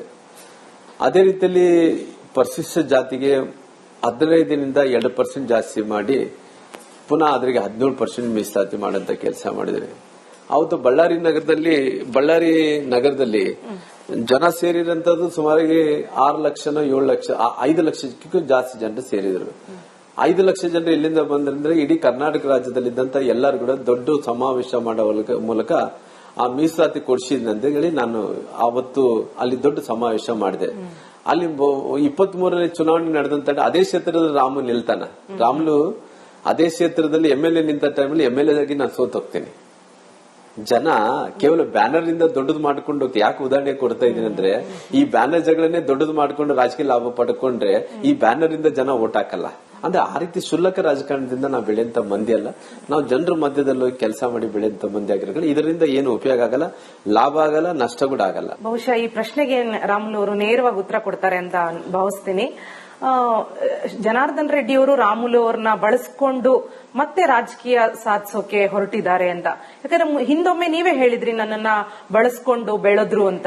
ಈಗ ಮತ್ತೆ ರಾಮುಲು ಅವ್ರನ್ನ ಜನಾರ್ದನ್ ರೆಡ್ಡಿ ಬಳಸ್ಕೊಳ್ತಿದ್ದಾರೆ ಅಂತ ಅನ್ಸುತ್ತಾ? ನನಗೇನು ನೋಡ್ರಿ, ಒಬ್ರಿಗೊಬ್ರು ಬೆಳಿಬೇಕು. ಒಬ್ರಿಗೊಬ್ರು ಬೆಳಿಬೇಕಂದ್ರೆ ಗಿವ್ ಅಂಡ್ ಟೇಕ್ ಪಾಲಿಸಿ ಇರ್ಬೇಕು. ಅವರಿಂದ ನಾವಲ್ಲ, ನಮ್ಮಿಂದ ಅವರಲ್ಲ. ಯಾಕಂದ್ರೆ ಇವತ್ತು ಅವ್ರು ದೊಡ್ಡವರ ನಾವು ದೊಡ್ಡವರ ಅಂದಂತ ಆ ಪ್ರಶ್ನೆಗೆ ಉತ್ತರ ಸಿಗಲ್ಲ. ಯಾಕಂದ್ರೆ ಇವತ್ತಿದ್ದಂತ ಪರಿಸ್ಥಿತಿಯಲ್ಲಿ ನಾನು ಅಧಿಕಾರದಲ್ಲಿ ಇಲ್ಲ. ಅವ್ರು MLA ಆಗಿದ್ದಾರೆ. ಅವ್ರು MLA ಗಂಗಾವತಿ MLA ಇದ್ದಾರೆ. ನನ್ನ ಹತ್ರ MLA ಕೂಡ ಇಲ್ಲ, MP ಕೂಡ ಇಲ್ಲ. ಇವತ್ತು ನಾನು ಹೇಳ್ಬೋದು, ಇಲ್ಲ ಅವ್ರು ಬಳಕೆ ಮಾಡು, ನಾನ್ ದೊಡ್ಡನ್ ಮಾಡೋದು, ನಾನು ಬಳಕೆ ಮಾಡಿ ಅವ್ರು ದೊಡ್ಡದಾಗಿ ಏನಿಲ್ಲ. ಇವತ್ತು ಏನೋ ಒಂದು ಮಾನವತೆ ದೃಷ್ಟಿಯಿಂದ ನಾವೆಲ್ಲರೂ ಕೂಡ ಒಳ್ಳೆ ಕೆಲಸ ಮಾಡಬೇಕು. ಜೊತೆಲಿ ಈ ರೀತಿ ನಾನು ನೀನು ಅನ್ನೋದಕ್ಕಿಂತ ಒಟ್ಟಾರೆ ಆದ್ರೆ ಮಾತ್ರ ಗಟ್ಟಿ ಇರುತ್ತೆ. ಒಗ್ಗಟ್ಟಲ್ಲಿ ಗಟ್ಟಿ ಇರೋ ಕಾರಣ ಒಗ್ಗಟ್ಟಿನಿಂದ ಪಾರ್ಟಿ ಬೆಳೆಸಬೇಕು. ನಮ್ಮಂತವ್ರು ನಂಬಿದಂತವ್ರು ಲಕ್ಷಾಂತರ ಮಂದಿ ಕಾರ್ಯಕರ್ತರು ಬೀದಿಗಿಳಿದು ಹೋರಾಟ ಮಾಡ್ತಾರ. ಅವ್ರ ಜೀವನ ಲೆಕ್ಕ ಮಾಡ್ಲಾರ್ದಂತ ಇವತ್ತು ಕೂಡ ನಮ್ಮ ಪರವಾಗಿ ನಿಂತಾರ. ಅವ್ರ ಮನಸ್ಥಿತಿ ಕಾರ್ಯಕರ್ತರು ಹಂಗಿದ್ದಂತ ಟೈಮಲ್ಲಿ ನಾವೆಲ್ಲರೂ ಕೂಡ ಒಟ್ಟಾರೆ ಒಂದಾಗಿ ಒಗ್ಗಟ್ಟಾಗಿ 28ರಲ್ಲಿ ನಡೆಯುವಂತ ಚುನಾವಣೆಯಲ್ಲಿ ನಾವೆಲ್ಲರೂ ಕೂಡ ಸೇರಿ ಮತ್ತೆ ಪುನಃ ಭಾರತೀಯ ಜನತಾ ಪಾರ್ಟಿ ಅಧಿಕಾರಕ್ಕೆ ತರಬೇಕು ಅನ್ನೋಂಥದ್ದು ನಮ್ಮೆಲ್ಲರಿಗೂ ಸಂಕಲ್ಪ ಆಗಿರೋ ಕಾರಣ ಆ ಸಂಕಲ್ಪದಲ್ಲಿ ನಮ್ಮ ಕಾರ್ಯಕರ್ತರ ಮನಸ್ಥಿತಿಯಲ್ಲಿ ನಾವೆಲ್ಲರೂ ಕೂಡ ಇದ್ದೀವಿ. ಈಗ ಅದೇ ಚರ್ಚೆ ನಡೀತಾ ಇದೆ. ಜನಾರ್ದನ್ ರೆಡ್ಡಿ ಅವರು ರಾಜಕೀಯ ನೆಲೆ ಹುಡುಕ್ತಾ ಇದ್ದಾರೆ, ರಾಮುಲು ಅವರು ರಾಜಕೀಯ ನೆಲೆ ಹುಡುಕ್ತಾ ಇದ್ದಾರೆ. ಈ ಘಟನೆಯನ್ನೇ ಮುಂದಿಟ್ಕೊಂಡು ಬಳ್ಳಾರಿನಲ್ಲಿ ಪಡಿಸ್ಕೊಳ್ಬೇಕು ಅಂತ ಇಬ್ರು ಪ್ಲಾನ್ ಮಾಡಿದ್ದಾರೆ. ಅದಕ್ಕೋಸ್ಕರ ಈ ಘಟನೆಯನ್ನ ಇನ್ನಷ್ಟು ಜಾಸ್ತಿ ಮಾಡ್ತಿದ್ದಾರೆ ಅನ್ನೋ ಆರೋಪ. ಮುಂದಿನ ಚುನಾವಣೆಯಲ್ಲಿ ಎಲ್ಲಿ ನಿಮ್ಮ ಕ್ಷೇತ್ರನ ಹುಡ್ಕೊಂಡಿದ್ದೀರಿ ಸರ್? ಕೇಳ್ತೀನಿ ಶೋಭಾ, ಭರತ್ ರೆಡ್ಡಿ ಎಲ್ಲಿದ್ದಾನ? ಅವ್ರು ಭರತ್ ರೆಡ್ಡಿ ಹೊರಗಡೆ ಬರಲಿಲ್ಲ. ಇವತ್ತು ನಾವು ಇಷ್ಟೊಂದು ಅಲಿಗೇಷನ್ ಮಾಡಿದೆ. ಅಲಿಗೇಷನ್ ಮೀನ್ಸ್ ಇದ್ದಿದ್ದ ಸತ್ಯನ ಹೇಳ್ತಾ ಇದ್ದೀವಿ. ಭರತ್ ರೆಡ್ಡಿ ಎಲ್ಲಿದ್ದಾನ? ಇವತ್ತು ನಾವು ಸತ್ಯ ಹೇಳೋಂಥವ್ರು ನಾವೇನಾದ್ರು ಯಾರು ಕೂಡ ಊರು ಬಿಟ್ಟೋಗಿಲ್ಲ. ನಿಮ್ಮ ಮೂಲಕ ಎಲ್ಲರಿಗೂ ಜನರೆಲ್ಲರೂ ಕೂಡ ನೋಡ್ತಾ ಇದಾರ. ನಾನು ಸತ್ಯನ ಹೇಳ್ತಾ ಇರೋ ಕಾರಣ ಜನರೆಲ್ಲರೂ ಕೂಡ ಒಪ್ಪುತ್ತಾ ಇದಾರ. ನೀನ್ ಎಲ್ಲಿದೀಯಪ್ಪ? ಎಲ್ಲಿದ್ದೀ? ಕಾಣ್ತಾ ಇಲ್ಲ. ಇಲ್ಲಿ ತನಕ ಆಗಿದೆ. ಎಲ್ಲನ್ನ ಬಂದು ಬಹಿರಂಗವಾಗಿ ನೀನ್ ಹಿಂಗ ಅಂತೇಳಿ ಎಲ್ಲಿ ಕೂಡ ಹೇಳಿದ್ದಂತ ಏನಿಲ್ಲ. ಎಲ್ಲೋ ಒಂದ್ ಕಡೆ ಕುಂತು ಮಾತಾಡ್ತಾ ಇದೀವಿ. ನೀನ್ ಸತ್ಯವಂತಂದ್ರೆ ಹೊರಗಡೆ ಬಂದು ಮಾತಾಡಪ್ಪ. ನೀನ್ ಹೊರಗಡೆ ಬಾ. ನೀನು ಹೊರಗಡೆ ಬರ್ಲಾರ್ದಂತೆ ಎಲ್ಲೋ ಕುಂತು ಕಾನ್ಸ್ಪಿರಸಿ ಮಾಡಿ ಎಲ್ಲೋ ಒಂದ್ ಕಡೆ ಕುಂತು ಮಾತಾಡೋದು ಅದೆಲ್ಲ ಕೂಡ ಏನಿದೆ? ಇವಾಗ ನೋಡು, ಯಾರು ಹುಡುಗ ರಾಜಶೇಖರ್ ಸತ್ತಿದ್ದಾನ, ನಿಮ್ ಗನ್ನಿಂದ ಸತ್ತಿದ್ದಂತೆ ವಿಡಿಯೋದಲ್ಲಿ ನೋಡಿಸ್ತಾ ಇದಾರೆ. ನೀವೇನ್ ಇವತ್ತು ಆ ಹುಡುಗ ಸತ್ತಂತ ಹುಡುಗನ ಪೋಸ್ಟ್ ಮಾರ್ಟಮ್ ಏನು ತಗೊಂಡಿದ್ರು, 2 ಬಾರಿ ಪೋಸ್ಟ್ ಮಾರ್ಟಮ್ ಮಾಡಿದ್ನಿ ಅಂತ ಅಲಿಗೇಷನ್. ನಾನು ಮಾಡಿದ್ರೆ ಕುಮಾರಸ್ವಾಮಿ ಮಾಡ ಆ ಪೋಸ್ಟ್ ಮಾರ್ಟಮ್ ಮಾಡಿದ ನಂತರ ಆ ಹುಡುಗನ ನೀವು ಪೋಸ್ಟ್ ಮಾರ್ಟಮ್ ಮಾಡಿದಂತ ಒಬ್ಬ ಹುಡುಗನ, ಅದು ಕೂಡ ಇಂತ ಕ್ಲಾಶ್ ಅಲ್ಲಿ ಒಬ್ಬ ಬುಲೆಟ್ ಆರಿಸಿದಂತ ಒಬ್ಬ ವ್ಯಕ್ತಿಗೆ ಇವತ್ತು ಒಬ್ಬ ಹುಡುಗ ರಾಜಶೇಖರ್ ಡೆತ್ ಆದ್ಮೇಲೆ ಕಾನೂನಲ್ಲಿ ಏನು ಬುಲೆಟ್ ಏನು ಆರಿಸಿದಂತ ಹುಡುಗ ಏನು ಸತ್ತನೋ ರಾಜಶೇಖರ್, ಹಿಂಗ ಫೈರಿಂಗ್ ಅಲ್ಲಿ ಜಗಳಗಳಲ್ಲಿ ಈ ರೀತಿ ಇನ್ಸಿಡೆಂಟ್ ಆದಂತ ಟೈಮ್ಲಿ ಯಾರು ಕೂಡ ಬಾಡಿ ಸುಟ್ಟಾಕಿದಂತ ಉದಾಹರಣೆ ಎಲ್ಲಿಲ್ಲ. ನೀವು ಯಾಕೆ ಸುಟ್ಟಾಕಿದ್ರಿ ಇವೆಲ್ಲ ಕ್ಲಾರಿಫಿಕೇಶನ್ ಕೊಡ್ಬೇಕಲ್ಲ. ನನ್ನ ಹತ್ರ ಇನ್ನ ದಾಖಲಾತಿಗಳು ಹೆಂಗ್ ಸುಟ್ಟಿದ್ರಿ, ಏನ್ ಮಾಡಿದ್ರಿ, ಯಾಕೆ ಕುಣಿ ತೋಡ್ಸಿದ್ರಿ, ಹೆಂಗ್ ಸುಟ್ಟಾಕಿದ್ರಿ, ಎದಕ್ಕೋಸ್ಕರವಾಗಿ ಗ್ಯಾಸ್ ಇಂದ ಸುಟ್ಟಾಕಿದ್ರಿ, ಕಟ್ಟಿಗೆಯಿಂದ ಸುಟ್ಟಾಕ್ಬೋದಲ್ಲಿ ಯಾಕೆ ಗ್ಯಾಸ್ ಯಾಕೆ ಬಳಕೆ ಮಾಡಿದ್ರಿ, ಇವತ್ತು ಸಾಕ್ಷಿ ನಾಶ ಮಾಡಂತ ಕೆಲಸ ಇವೆಲ್ಲ ಕ್ಲಾರಿಟಿ ಕೊಡ್ಬೇಕಲ್ಲ.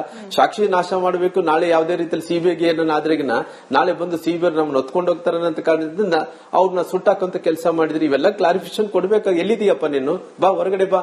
ಧನ್ಯವಾದಗಳು ರಾಮುಲು ಅವರೇ, ಇಷ್ಟೊತ್ತು ರಿಪಬ್ಲಿಕ್ ಕನ್ನಡ ಜೊತೆ ಮಾತಾಡಿದ್ದಕ್ಕೆ.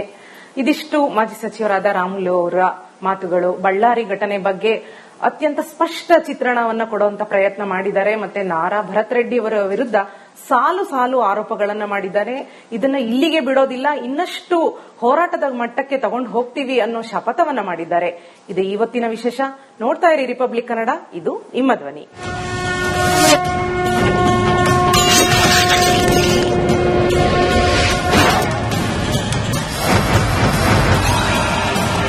ಆರೋಗ್ಯ ಹಾಗೂ ನ್ಯೂಟ್ರಿಷನ್ ಸಿಗುತ್ತೆ, ನೋಡಿ ಬಾಡಿ ಸ್ಟ್ರಾಂಗ್ ಆಗುತ್ತೆ, ಸ್ವಲ್ಪ ತಿಂದು ಹಸಿವು ನಿಗುತ್ತೆ, ಡೈಜೆಷನ್ಗೆ ಇಲ್ಲ ಅಪಾಯ. MDH ಸೋಯಾ ಟೀ ಅಸಲಿ ಪ್ರೋಟೀನ್. MDH